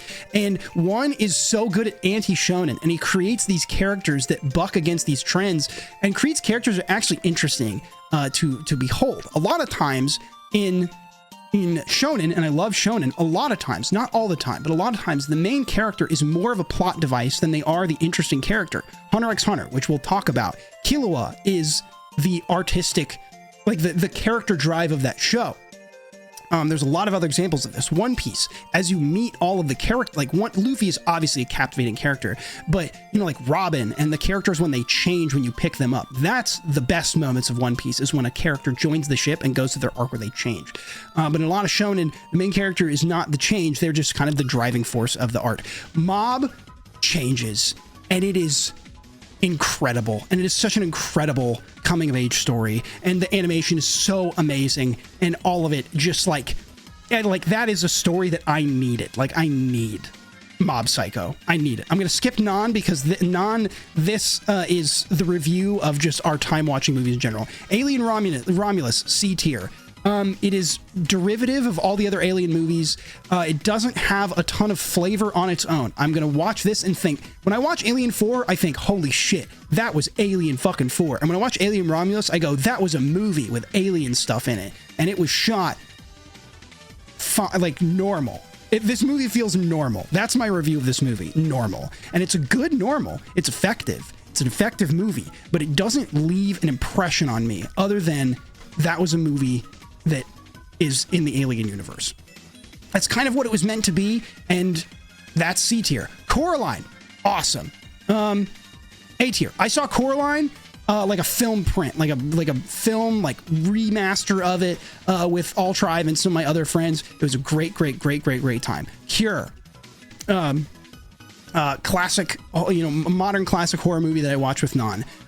Go watch Cure if you're a horror person. You haven't seen Cure. I haven't seen Longlegs, but told to me by Nandre, Cure is what Longlegs was trying to be and wishes it was. And Cure leaves a shudder down my spine. I could not, like, the character portrayals in that movie and what they do is quite disturbing. And I think that's what makes The Cure so fun, is what leaves you scary is not some world. And there's some scary things that happen in the universe in Cure. There's scary things that happen, scary things characters do, but like who they are is what sticks with you. That's what sticks with you. Dan to Dan, anime, S tier. I have Dan to Dan manga on here, and we'll put the manga on here, also S tier. Dan to Dan is just incredible. Dan to Dan is pure fun. They're just like, whatever, we'll just do whatever the fuck that we want. And the manga and the anime animates all those moments perfectly, and they perfectly encapsulate these characters the way you want to in the dub and the sub. I've not finished the manga or the anime that is out there, but I am up to date on the manga, and that is painful. It is painful to be up to date because, man, these issues are short because they're just so effective. They're so effectively done. It's just so fun, and you're gonna feel so good as you read it and see these characters that really love each other, and it's just so awesome. Nosferatu. Saw the new Nosferatu. If you don't want to hear my review of it, well, I guess I'm gonna put it in a tier. I'm about to review Nosferatu, and I guess that you'll just have to hear it, but I won't spoil anything. Nosferatu is B tier. Good movie. Has flaws that I feel I'll talk about more on a further stream, maybe in the future. You hated it. I don't think hate is something like, hate is not a way I would describe it at all. Wait, there's a new one. Yes, there is. And it's directed by, what is it? Robert Eggers, who did The Witch and who did what's the other fucking movie? Not The Witch. What am I thinking of? What's the movie? Oh, that's going to drive me crazy.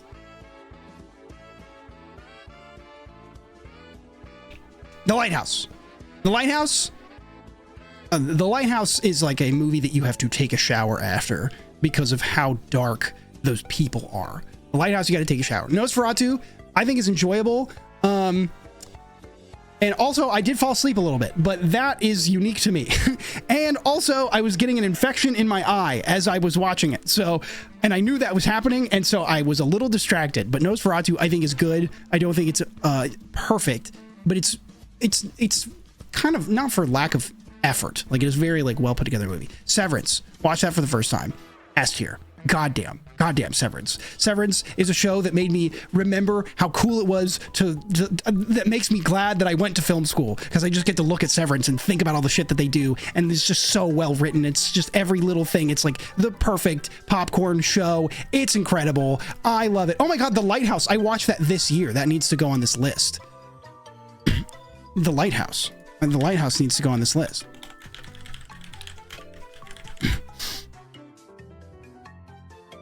Yeah, I watched The Lighthouse this year. There's a bunch of movies, like there's some stuff I'm going to forget about, and that we're just going to have to live with that, but The Lighthouse is going on here. Hi, Pink Ninja. I want to see Severance. It's great. Severance is so good. It is worth, like, I mean, season 2 is going to come out. Once season 2 finishes, just pay for 1 month of Apple and then fucking just watch the whole thing. It's so worth it.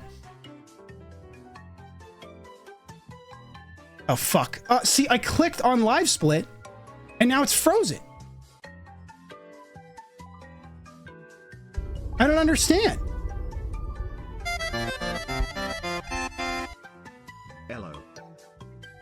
Why do I click on it and then it freezes? Okay, what? We're going to call it 10 minutes. Tom? Thanks for 38 months, dude. What's going on?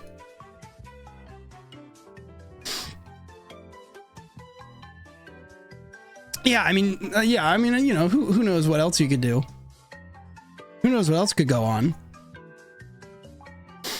I sure don't. An exception occurred during the web client request. What does that mean? Can you get my timer back, please? So it's just not going to update? Okay, that is...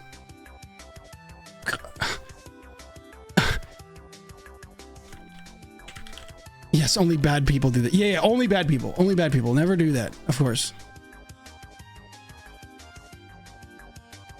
Yeah, okay, so it just can't update. That's cool. All right, that's fine.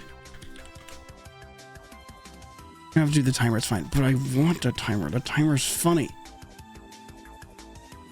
The timer's hilarious.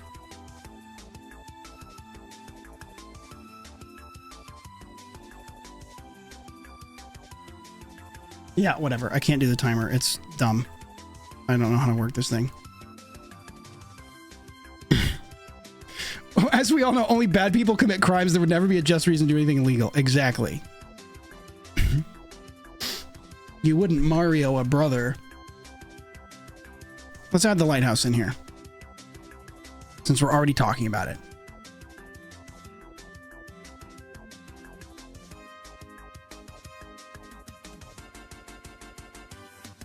Did we add it? There it is. The lighthouse. S tier. I don't know if the order of the tiers matters. Maybe we'll reorder some stuff.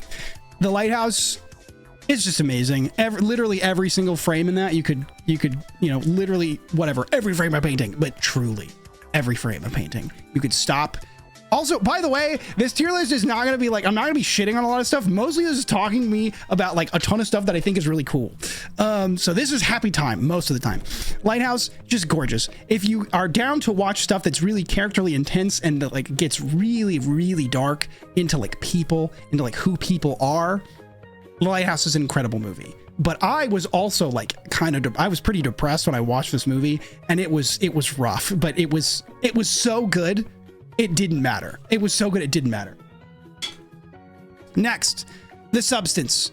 God, horror movie came out this year. Body horror movie. The Substance, amazing. This amazing, just body horror genre from genre film with just so bold. I've never seen a movie successfully just tell you its theme in your face. It says exactly what the theme of the movie is. Fucking, what's his face? Dennis Quaid. Dennis Quaid is in this movie and he's despicable. And you just hear it from his mouth. You just hear it. Like, it's so good. And it's a good commentary on like women's bodies and like how the world, like what the world expects from women and how women see themselves in the context of that world. I think it is a movie that has a lot to say. And is very straightforward. It's very corny in a way, and it's in its face, but like my favorite kind of art, and I've learned that this year, my favorite type of art is not necessarily the stuff that's the best, even though I would call this like a 9 out of 10, you know, movie or whatever. It's not necessarily just the art that is quote unquote the best, but the stuff that like is so definitive and unabashed in its creative direction. This movie, I just still can't get over it. It tells you exactly what the theme is in character dialogue. And I was watching it with Jess and I looked over at Jess. I said, Jess, did they just say what the movie is about? Like right then? And she was like, yeah. And like, it was a movie where we would pause and like talk about what they're saying. Hi, hacker. Hello. What's going on? The crab in his mouth. Oh God. Oh God. I don't look at birds the same way, which, you know, that's not good. Cause I mean, uh-oh. What's that say? Barry's a Barbie girl. It's true. It's true. The Room. I watched the Room for the first time this year with Non. And I really don't know where to put this thing on the tier list. Ugh, Jesus Christ. Fucking God. I literally saw a picture of that shirt today and was wondering where the fuck it was. Because I was looking through Twitter for every single thing that I did this year. And I was like, oh yeah, this shirt got made. Where is it? I don't remember whose this was. This is Barry Bebop, by the way. I got it from Texas State Fair. It was custom ordered. I told the guy, I said, can I get the Pickle Rick? But I've got some customizations. And he made it. You bastard. So I came to stand over your shoulder for that ranking live. Okay, for the ranking of you? Uh-huh. Okay, I have to get through all the movies though. Oh, you're still doing the movies. I have to get, oh yeah, I guess I was jumping around. But I can just do that one now if you're here. Yeah. Mark, what's up, dude? Okay. It feels apropos while you're doing the movie. I want to like, I wish my camera was bigger. No, this okay. is great. Okay, so I'll just stand this picture of Andre is supposed to go at the end of the movies, but we're going to do it now. This is this is me. This is the ranking of kind of my experience overall watching movies this year. And there's a lot of movies I left out because there's a lot of movies that we watched and I intended to have a letterbox that I kept up with and whatever. And I didn't do that. That's fine. I don't fucking care. I just want to watch movies. I've not cared about movies in a long time. I've not been big on movies. I've watched more TV, and even then, I've not kept up with it. Moving to LA has been so cool and so special because me and my friends started going to the theater and seeing stuff, and I learned how fun it is to go see movies in the theater. And sometimes I've seen stuff in the theater, and then my friends watched it at home, and they didn't have as positive of a review because to me it felt like an event, and to them they were just seeing it at home. One of them being Trap, which is on this list. Going out. Okay, if there's any Homestar people out there that are still in the chat, making out with marzipan. That's such a deep cut. You guys. I forgot to tell you yesterday. I realized that Homestuck and Homestar Runner are not the same thing. Oh my god! And I feel like that would have made so many people mad. That's a generational divide. Like that's such a clear millennial to Gen Z like jump. Oh, two sides of the internet war. You what? Yeah. Hackers like you what? Yeah. And something that Nan and I haven't done as much, I've been like working on stuff more, and I like have a specific bedtime now, and usually when we watch movies it'd be like 2 or 3 a.m. and like I'm going to bed at 2 these days.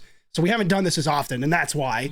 We'll just be like, you want to watch a movie? And then I'll be like, and I love just letting my friends show me the things that they like, and Nan will be like, all right, let's talk about tiers. Like, what do we want to watch? Do we want to watch like a good horror movie? We've got a good system for figuring out what we want.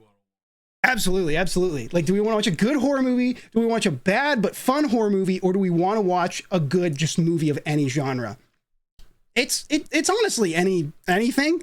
Like, that's how we watch Cure. That's how I know about Cure, because Nan just has this big repertoire of stuff. Anyways, it's just like a cool time where we're not worried about, I mean, you know, we're here, we're making stuff because we love this shit, right? I love making music and making videos and streaming. Nan loves streaming and talking about art with people and stuff like that. But Nan and I both just love to talk about art and break it down and talk about what works, talk about what doesn't. And it is such a fun time that is very special to me. S tier thing that we do together, and I love it. I'm very appreciative of it. And it's the best. It's the best. Do you have on here? I think our most memorable is when we watched X, and then it was 4 a.m. That's right. Okay. And we said we're sending it. We'll watch Pearl too. Yes. Okay. X and Pearl, and I don't have Society on here. I forgot Society. Oh my God. Society, X and Pearl. Dude, can I just have both those together? Anyways, that is the non-tier on this thing. It is the special memories we've made. Just watching movies. We used to watch them high, but I don't remember movies, so I don't want to be high when I watch movies anymore. Society of the one we're learning now. Okay, if anybody is a horror movie person and can handle like horror movie, body horror, just Google search Society. Hold on, what happens if I just search Society movie? Okay, that gives it away. Okay, that gives it away. Okay, we can't. Don't. If you're interested in watching a horror movie, this is a movie for horror movie fans. Do not look up images. Do not look up anything about it. Just go watch the movie Society. Okay, and what is it? It's from 1989? 1989 movie. The word of art. The word of art in Society goes hard. Everyone, do not Google Society. Do not do it. It will ruin the experience. I promise you, if you like horror movies, if you can handle horror movies, just go in blind. And if you're like, I don't know what this is, keep watching. Okay? And then let me know. Let me know when you watch it. Because you're gonna go, what the fuck? Oh my God, this was such a fun experience too. Yeah, like I thought about tier listing every game that I played. And like Coney does a tier list of like everything that he's like done, like every like game that he's played, not just like new games, which I'm doing. This is things that are new to me, not just new like stuff in general. Can I watch it at 2 times speed to ease suspension? I guess, but that would be crazy. Yeah, the X Pearl Night, that went nuts. Society is, and you know, it's just an incredible experience. A tier for sure. Definitely a lot. I've watched this before, but we just finished it last night, rewatching with Jess. Cyberpunk Edge Runners. Just a great show. I think it's a little odd. What's his name? What's the main character's name? I'm losing it. I'm losing my mind. What's the name of the main character? David. Carlos. Yeah, Carlos Quasar. David. David, the whole thing about David is that he doesn't know what he wants. Like, kind of. Like, that nobody knows what he really wants. And the show, like, tells you things. But even then, on my first impression of the show, I was like, I don't understand David. I hate it. I forgot the main character. I don't understand David. The second time I watched it, I was like, I understand him more. And I think I'm going to understand more when I watch it. And Jess's review was that it felt disjointed. And it is purposely disjointed. And what we couldn't decide is if I've resolved something after my web fishing video, and it's that if I pose a problem, I want in a video form, especially, I want to at least try to present a solution rather than just say what I think the problem is, because I think that's much better critique to provide something. Because one thing that I talked about, I'll get to the Animal Crossing video later. Anyways, great show, pretty cool. Paddington 2 was really great. Guys, I was kind of distracted during Paddington 2 with just my fucked up room, and I was so tired, so I didn't really I wasn't really paying attention that well to Paddington 2. B. Twisters. God. Twisters, the new Twisters is a terrible, awful movie. And I watched it in my home state of Arkansas, and people were like clapping, and there was a little hooting and hollering. And I as soon as I got up to leave, I watched it with my mom. I left, and there was a row of guys walking in front of us that all had flannels and jeans on and hats. And I was like, this is truly, like, this is the Super Bowl for a lot of people.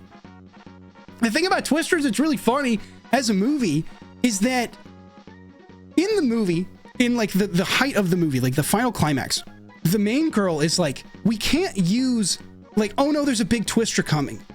Well, I can't use my big literal tornado bomb to blow up the tornado. I have to go to the town first to warn everybody that the tornado's coming and tell them what to do because a tornado is coming, instead of driving straight for the tornado with her tornado bomb to blow up the tornado with the tornado bomb.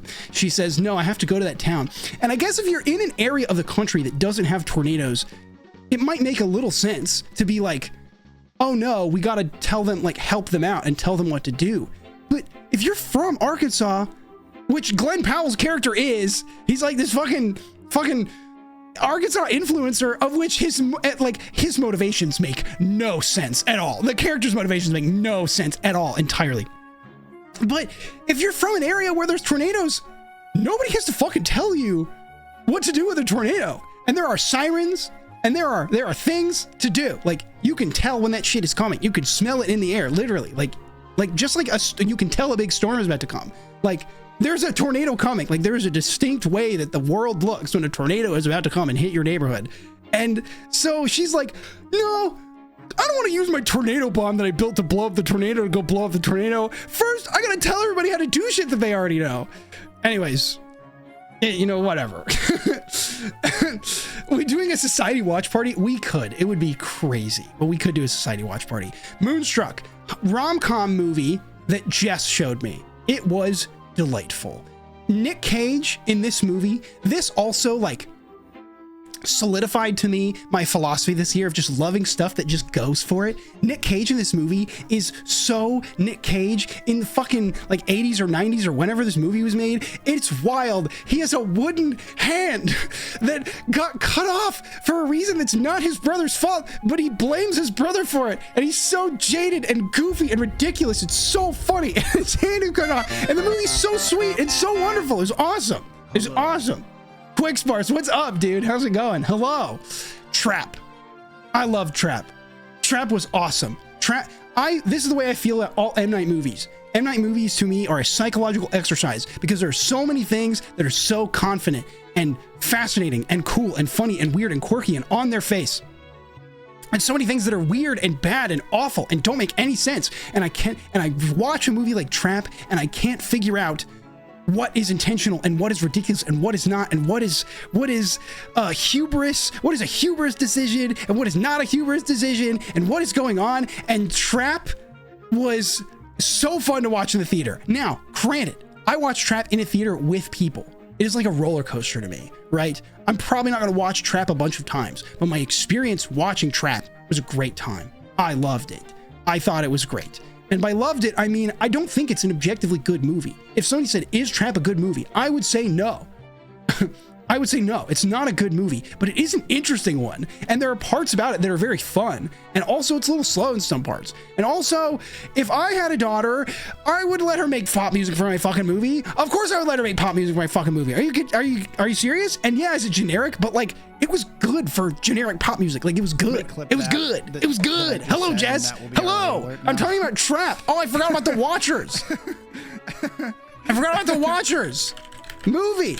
Guys, I'm tier listing everything that I did or watched in this entire year. Every single thing. But we'll entertain you guys with the raid video. Wait, do I actually have like the other raid video? Where's the one? Wait, what is this scene? Oh, this is just the letter J.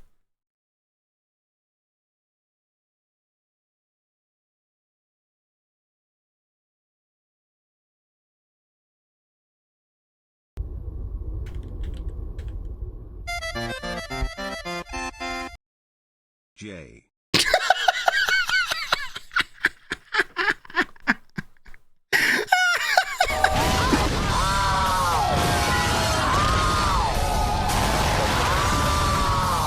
That was massive, guys. That was massive.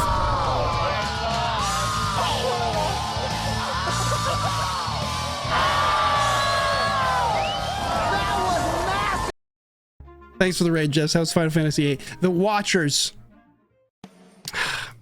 I feel like it's not fair to put The Watchers in B tier. I have to put The Watchers in C tier, but I also had a really good time watching The Watchers. Dude, if I had a daughter, I would fucking let her make The Watchers. I would fucking Nepo baby the shit out of that. Of course, make movies, make bad movies. Then maybe one day you'll make a good movie. The Watchers, made by M. Night Shyamalan's other daughter. It's a bad movie, but I watched it in theater with friends. I had a good time. And there's a line at the end of that movie that is so insane. That movie's so ridiculous and awful and weird and could have been good. And I think that I also am so in this like kind of positive mindset of watching art that like, it's like, I don't know. I guess I'm just empathetic and I'm like, dude, like for a first big budget movie, obviously you're not up there with like the gods who like made these movies and have these incredible careers. Hello, Rambley. Thank you for the sub. Thank you for 6 months. Oh my God. Thank you so much. Like, it's not a good movie. I'm putting it in C tier, but I guess I'm just in this mindset of like, I can't remember who said this. I heard a YouTuber say this, or I heard a critic say this or something. And I remember them talking about video games and they were like, it is crazy that a video game gets made at all. And I think about that all the time. Because there's so much work from so many people. That doesn't mean that the final product can't be bad. It can be bad. I think The Watchers is a bad movie objectively, but I just in this appreciative state of like, I just like to think about all of the processes that make something what it is, because it's just not, it's never as simple as people think it is when something is bad. It's just so much more interesting to like break things down and talk about things that are good, talk about things that are bad, what's going on. They set their own mission and accomplish it, and I think that's cool. Yes, exactly. That's right. And that's cool. And I don't know, I think it's fun. Sonic 3, I saw it. It's the same thing as the other Sonic movies. It's fun. It's a good, I'll put it above these. Where are you putting Mario? Well, I didn't do anything new with Mario this year. I mean, it was a big year for Luigi, but for Mario, for me personally, it wasn't really one of them. Sonic 3, really fun. I'm gonna go see it again with a bunch of my friends coming up pretty soon. There is a part in the end of that movie that, like, I might have nearly cried laughing at. The Sonic movies, I think, are great roller coaster movies. And I think they're great roller coaster movies. And they're family movies. They're meant to be family movies. There's a lot of jokes that are like, okay, I'm supposed to laugh at that, or like kids are supposed to laugh at that, ha ha ha. And there's some of them that do genuinely make me laugh. And Jim Carrey in Sonic 3, it seems like they just let him write his entire part of the movie. And it was awesome. I love that. Why is Luigi not on the list? Because I didn't experience what he may or may not have done. If you think art is beautiful because of the human element, something AI, something, you have a certain affection for bad art is because it's a way to appreciate a perspective of a snapshot in time of a bunch of different creative processes colliding in different parts of their growth. Exactly. That's exactly what I'm talking about. It's so cool. It's so great. I love it. I love it. I love making things. I love learning how things are made. Spider-Man 2, movie I've seen before, watched in the theaters again, pinnacle of this entire theme of the year. The placement in tiers doesn't really matter. Spider-Man 2, the Raimi Spider-Man movies are so goofy. They treat themselves so much more seriously, and the presentation of them is so much more like comic books. It's so much more interesting than the new ones. And I think Tom Holland is like a fun Spider-Man, but Tom Holland Spider-Man movies will never be free from being in the Marvel Cinematic Universe. He never gets to be his own guy. He's like a guy who's like also in the world of Tony Stark. He's a guy who's also in the world of all these other characters. Not to mention just the generic filmmaking and look to all those movies. The Raimi Spider-Man movies, all three of them are wild and awesome and crazy. I think the first fucking Hulk movie, the Eric Bana Hulk movie from like 2000 or 2001 or whenever the fuck that thing was made, or 2004, the Ang Lee one, that movie is wild. There's never been a more comic movie than that movie, and it's so great. Preemptively, where do you think Sonic Prom is gonna go? Sonic Prom, well, it's next year, so I can't say that. I don't know. But S tier. Joel Haver has a great movie on Spider-Man, like a great video talking about Spider-Man 3 and the themes and the characters in that movie, and he knows that it's weird, but it might be his favorite one. And I really want to watch that video and then go rewatch that movie because I would probably agree with him. Scavenger's Reign. It's that show that got confirmed it won't be getting another season, and it got saved from HBO by Netflix. Scavenger Reign is beautiful. Scavenger Reign is it's about plants. Scavenger's Reign is what if somebody took Act 3 of Akira and made it a whole show, and it's fucking sick. It's awesome. It's amazing. God, it's so great. Memories of Murder, another movie to watch with Non. Amazing. Memories of Murder. I described it to a good friend of mine the other day, and Non was describing it to me too. Memories of Murder is one of the best endings to any movie ever, and you might not know it until somebody tells you why after you watch the movie. And that sounds crazy. Like, why would I need to be told why an ending is good? But if you watch the movie and then see the ending and then get told, you go, oh my God, that is one of the coolest things that a movie has ever done. Just ever. Memories of Murder is amazing. Writing this down. You'll love it. You'll love it. And Memories of Murder, just fuck, dude. Oh, it's such a good movie. Hunter x Hunter, the anime. I have seen it before. I've seen it 2 times before. However, I watched it with Jess Capricorn, of which I did not say you guys should follow. Please go follow Jess Capricorn for Final Fantasy, for JRPGs, for Dark Souls. Jeez, thank you for the sub. I hope everybody has a good ending to the year. We will. Please go follow Jess. Please go follow Jess. She's killing it. She's making great YouTube videos. I've seen previews of the other ones because I got special treatment. Anyways, go follow Jess. Go check her out on everything. Hunter x Hunter just still deserves everything. Hunter x Hunter is still awesome. God, it's such a great show. It's just, Killua is amazing, and fuck, Jess and I had COVID and we finished Hunter x Hunter after watching it for months, and we're fucking crying at the end of the Ants arc, dude. It's so great. What year for Memories of Murder? 1993, 2000. Ask Non. I'm not sure, actually. I've seen Prometheus. I put it on here because I was kind of in an alien mood. I enjoy Prometheus. I think Prometheus is cool. I didn't like it when I first saw it in theaters like a decade ago or whenever, and then I read a plot synopsis and watched it again and really liked it. And so that's like not fair. So I think you have to like Alien to like this movie, but I thought it was Ants arc was a pain. Ants arc is too long. It is objectively too long, and at the same time, the payoff is also so big. It's so big. Like, I think you could cut off like 30% of Ants, especially on the early half, and it would be perfect. It is not perfect, but like the things that happen are not imperfect. It's just too long. And it's like, oh, it's so good. Dune 2 is a good movie. That's all I have to say. Does anybody else feel like that? Like, the Dune movies never really end up leaving an impression on me. They're just kind of good experiences in sound design. Right? Prometheus more fun than Romulus caught. Yeah, I totally, I'm not caught. Not necessarily more fun, just like what I like more.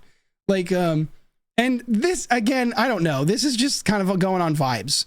But I just like, I watched Dune 1 and Dune 2 the same day, and I really like that one big Pretty Dune movie. And I agree, like, I really like them, but I just don't think about them when they're over. They just don't stand out to me, even though they're gorgeous, even though they're like cool. I think Dune 2 does have interesting things to say if you understand, you know, kind of the allegories that story is showing. I think that stuff is cool, but I just don't think about it. And like, I'm not even here to say that like it's in the same tier as The Watchers. I couldn't even explain. If somebody held a gun to my head and was like, explain this. I mean, I guess I could explain it, but I think it's just like, kind of how, like, maybe this is more of just like the impression that something left on me, and that's it. You should watch the old Dune movie. I should watch the old Dune movie. We need to like, we gotta figure out how to make. I gotta figure out how you are gonna make content about your fucking Jesus movie. We gotta figure that out. We gotta get that going somehow. I feel like Dune was a phenomenon being manufactured versus being one. That is a very good way to think about it. And it's not like undeserving entirely. Like, but it's also a movie that I really have no interest seeing anywhere other than a theater. Because like, how could I have a better experience than like feeling the voice shake through my entire lineage when it's spoken? But like, besides that, like, I really have no interest to see it.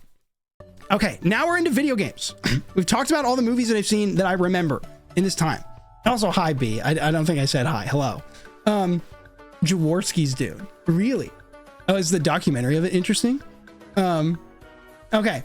100 Hidden Cats.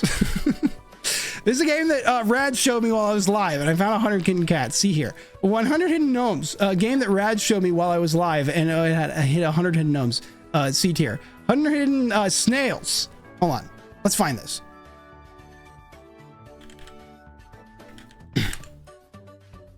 We're gonna have to open the VOD channel for this stuff. Because I think there's, yeah, okay. What did I title this? I titled this, How to Find 100 Cats When Some Asshole Won't Shut Up. Okay. Where is it? Oh, wait. Oh, I passed it. Okay. Is this just me or Rad's playing? One more. Oh, it's Rad's too. Where it was, but I don't know if you found it or it's a different spot. Well, you'll find that out. Alarmed. I'm really confused and afraid now. wait, oh, is that my camera? Oh, that's me. Dude. That's my camera. Yeah! Holy dude, I am so proud of you. Wait, so does the music just change? I've got hundreds of beavers. Yeah, I didn't watch it. I didn't watch You it. fucking did it. Okay, great. We did You're it. proud of yourself? Yeah. Anyway, so some asshole showed me those games, and that was, you know, like, that was a very, you know, kind of whatever experience, you know, so whatever, I guess. Okay. All right. Arctic eggs. I love Arctic eggs. I'm going to talk more about Arctic eggs, but Arctic eggs is not my game of the year, but it is my game of the year for shock value. Like, if I wanted to like kind of get somebody to kind of turn their head, I'll tell them Arctic eggs was my game of the year. But Arctic eggs is probably my number 2, and number 1 is down here. But number 2 is probably my number 2. But Arctic eggs, I've thought about making. I said I wouldn't say what I was working on, but I've thought about making a YouTube video on Arctic eggs multiple times, but it's not something that a lot of people would watch. 1, because it's a small game, and 2, because people already made videos on it. But I think it's such a cool game that takes a mechanic and takes it to every interesting direction that could make you smile every time. There was so many times where I was playing this game and if it wasn't happening on my face, in my head I was going, no way, that's so cool, that's so fun, I can't believe they're doing this. And it was this weird universe, had all these weird characters to talk to, and it was just fascinating. Like, I just loved it. And it was just such a, like, it's such a definitive creative world and creative statement I think is just cool. And it's just like what I love about shit. Content warning. It was cool for like 10 minutes. I have really, this game definitely showed me that I just don't enjoy streaming when I'm playing games with other people. I like content, the game itself is fine. It was fine for a moment and now it's gone. And it was fun to play with my friends for a little bit, but I just don't like streaming games with other people. I like I like if it was recording for a video, I really like it. I think it's super fun. But like on stream, you know, the way that I talk to stream, like I'm like, do you see how often I'm looking over to chat? Like I'm doing this like every single second that I can. I thought the content warning had so much potential. I figured this was exactly exactly what was going to happen to it, and that's fine. Like the game really wasn't bad. It was actually really well put together. But I guess just like from my experience with it, it was C tier. Like it kind of came and went. I was never a huge fan of content warning. I mean, yeah, it was Lethal Company again. It was a clever thing. Crow Country. Crow Country was cool. I didn't finish it on stream because my viewership, it was like I played it and it was my worst viewership in I think like 2 years when I played it. So I didn't finish it, but I did like it. And I would like to finish it. Dishwashing Simulator. Dishwashing Simulator was sick. It was so unexpected. Cannot believe that this game did all this weird shit that it existed. The dev just did it as a throwaway project. Yeah, and that's so respectable too. Yeah, I don't know. I was just like, yeah, whatever. This is like my holistic experience with the thing. Dishwashing Simulator was wild. It was awesome. It had a little more inside. It could have been game of the year. I agree. Yeah, like it didn't like totally like really say anything or like connect anything, but also it was a big surprise and really fun. I've realized that because when I stream, my function to develop a functioning economy in a game is awful. Dishwashing Simulator took me way longer because it was not being efficient. Voices of the Void, I never got anywhere significant because of not being efficient in the game. And so I just didn't do that. And I recognize that. But like I read chat too much. I'm too focused on like just having this immediate interaction that I just don't, games like that I just don't do. Exit 8 was fun. I had a good time with Exit 8. It was very cool, very silly idea. Where's Platform 8? Platform 8 was fine. It was interesting and cool, but whatever. Facade was badass. Facade is a great game for streamers. A terrible game in any other context. I'm sure it was cool and important at the time, but Facade is like super, like, it's just so funny. If you're a streamer and you haven't played Facade and you want to try to save a couple from getting divorced, Facade is very funny. It's like a 2006 game that you just like find and download. Facade is fantastic. Okay, this is, I don't know how this guy got here. We're going to skip that. I don't know if I played How Fish Is Made this year. For the first time. I can't remember when I played this. But I did play it the other day with my brother. And showed him the game. And How Fish Is Made is really cool. B tier. How Fish Is Made, yeah, it like, I can predict what mouthwashing is going to be like because I also played the mouthwashing preview in How Fish Is Made when I played it most recently. And like, it's very verbose, and How Fish Is Made kind of says nothing and then has some points where it says a lot. And it's just a great example of a limited scope thing, whether the dev who made it has a limited scope in creation, like what they can do. Like maybe they couldn't animate walking, so they made a fish jump around. Maybe this, maybe that. I don't know. They could have been really good at all of that shit. But I'm so impressed when somebody takes their limitations as a creative person and uses them to their advantage. I think How Fish Is Made is just a cool, like, you know, it's a demo. What, you play in like 20 minutes? And then it does an Undertale and calls you an asshole for trying to play the game again to get the other ending. You know, like, I love that. I love that stuff. I don't know how many expectations you carry into games, but is there any game that so far vastly exceeded what you expected going in?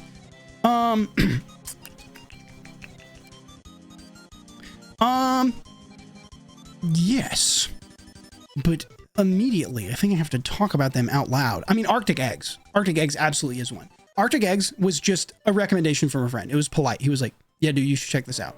So I figured it'd be good, but I really like to have as little expectations going into things as possible. I don't watch movie trailers. I try to look up nothing about anything. I'm playing through UFO 50 on my own right now, and I ask my friends to not tell me almost anything about anything. I don't want to know the other games that are in the game, because to me, the fun of the game is opening the games in the game and opening the box and seeing what's inside the box. So I think that also lends itself to me being more surprised or not, or having things, you know, kind of my thoughts be blown out of the water or not, just because I really try to have as few expectations as possible. What's Undertale? We don't know. Undertale is so funny when it tries calling you out like, LOL, fuck you, I'm gonna delete my save data. Undertale does some weird things to your save data too. You have to do some weird shit to get it to actually forget your playthroughs. Kinito Pet fucking sucks. Kinito Pet is for, you know, I don't know, whatever. If you like bad things, then Kinito Pet is a good game.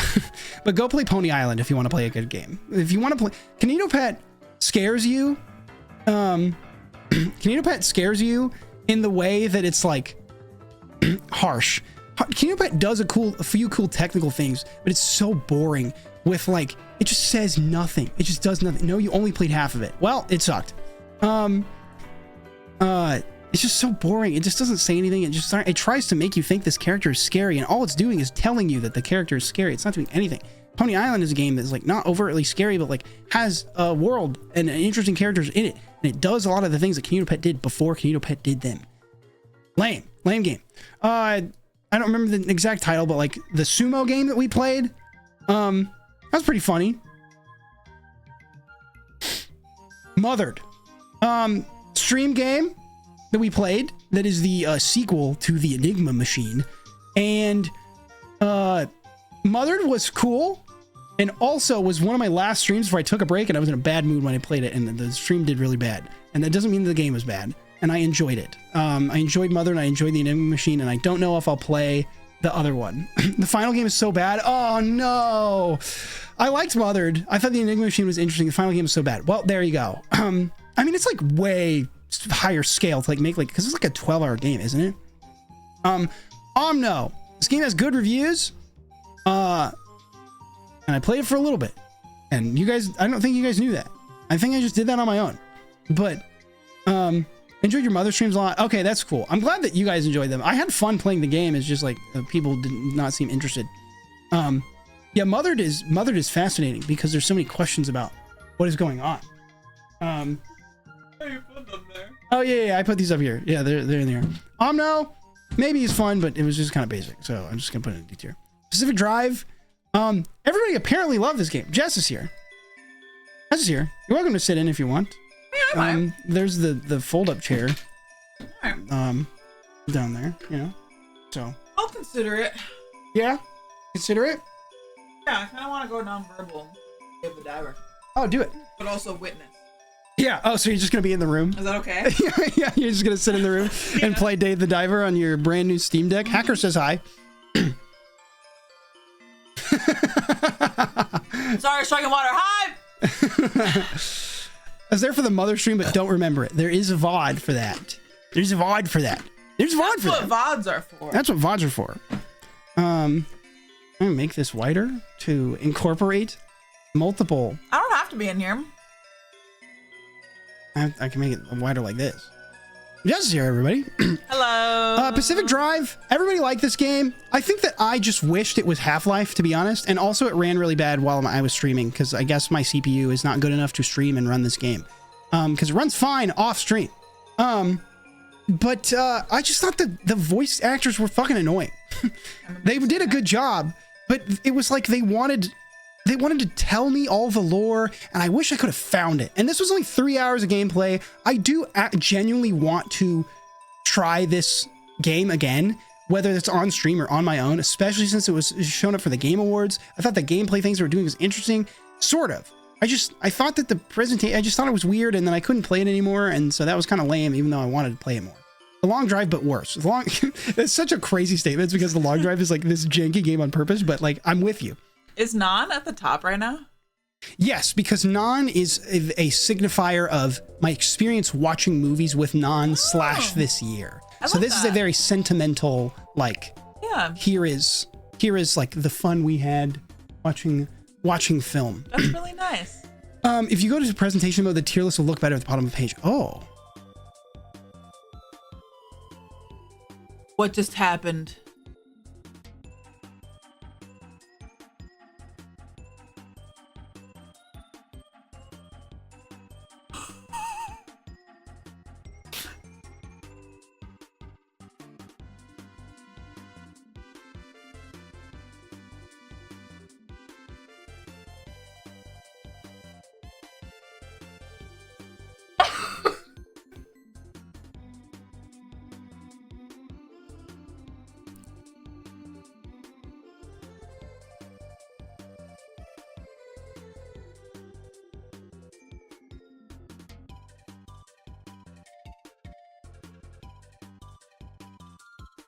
This is definitely the worst thing that happened this year, am I right? I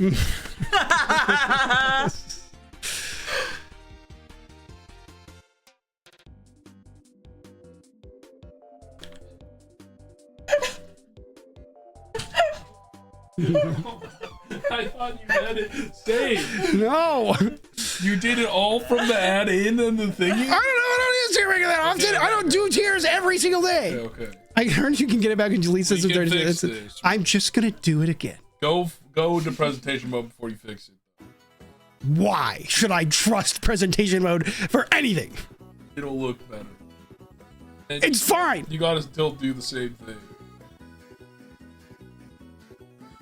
Can you not add them on this? No, you can. Yes, they're just in different folders based on subject. So I have to import things like 6 times. See, It does look better. Yeah, you're right. Folder supremacy. But you need big downloads. I don't need big downloads. Big downloads could fix this.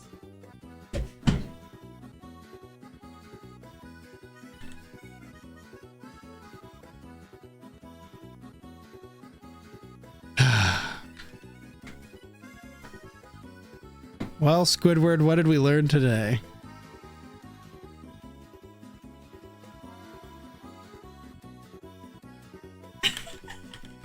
Hey, quick.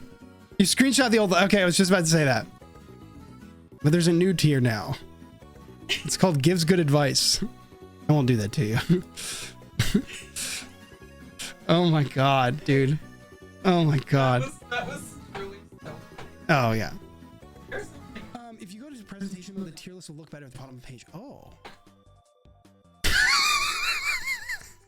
What just happened?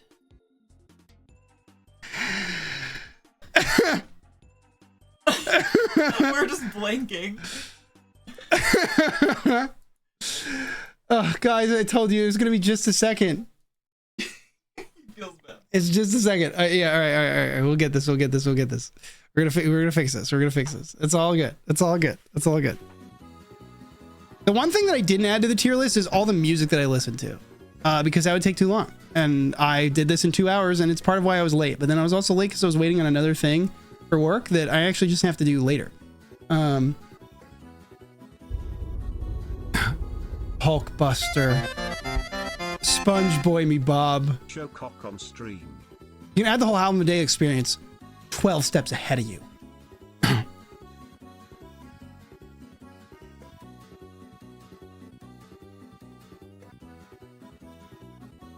My top 10 anime betrayals. I'm so hungry. Yes. What should we do? We should probably die. Let's leave. But the door is locked. And the only way out is through the perfume department. Once ham. Oh, want some ham. No, I had a bunch of it for breakfast. On your moment. Yeah, I had a bunch of it for breakfast. Ham! Yeah, I think the pizza would be a great idea. Okay.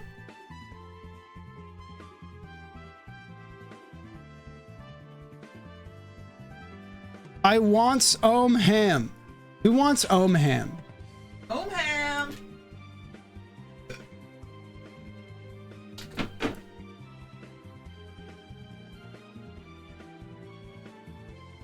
Ham. Okay. Let me fix this. I can fix him. Oh, cool. You read here without looking at your old one's reference. Maybe you had time to forget. What percentage do you think would end up the same tier the first attempt? Oh, let's try it. B. Barry's an A. Evangelion. A. Mob is an S. Also, I need to add a tier above. It's best thing.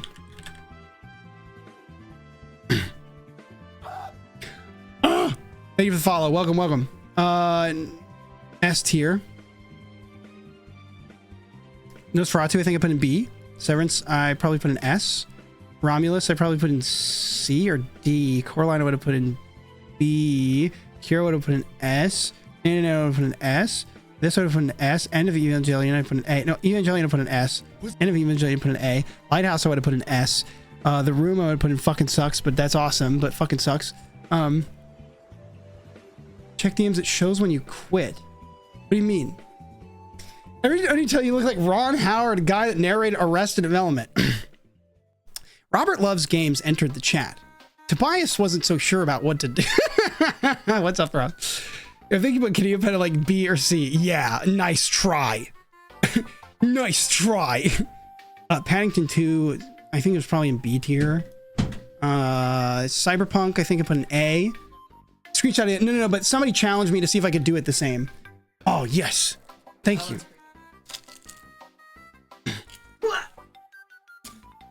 I think I can rip through it. Oh, shit.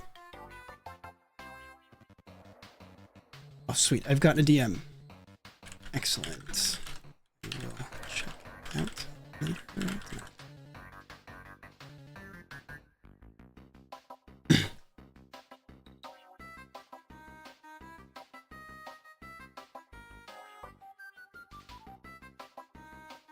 This music bangs.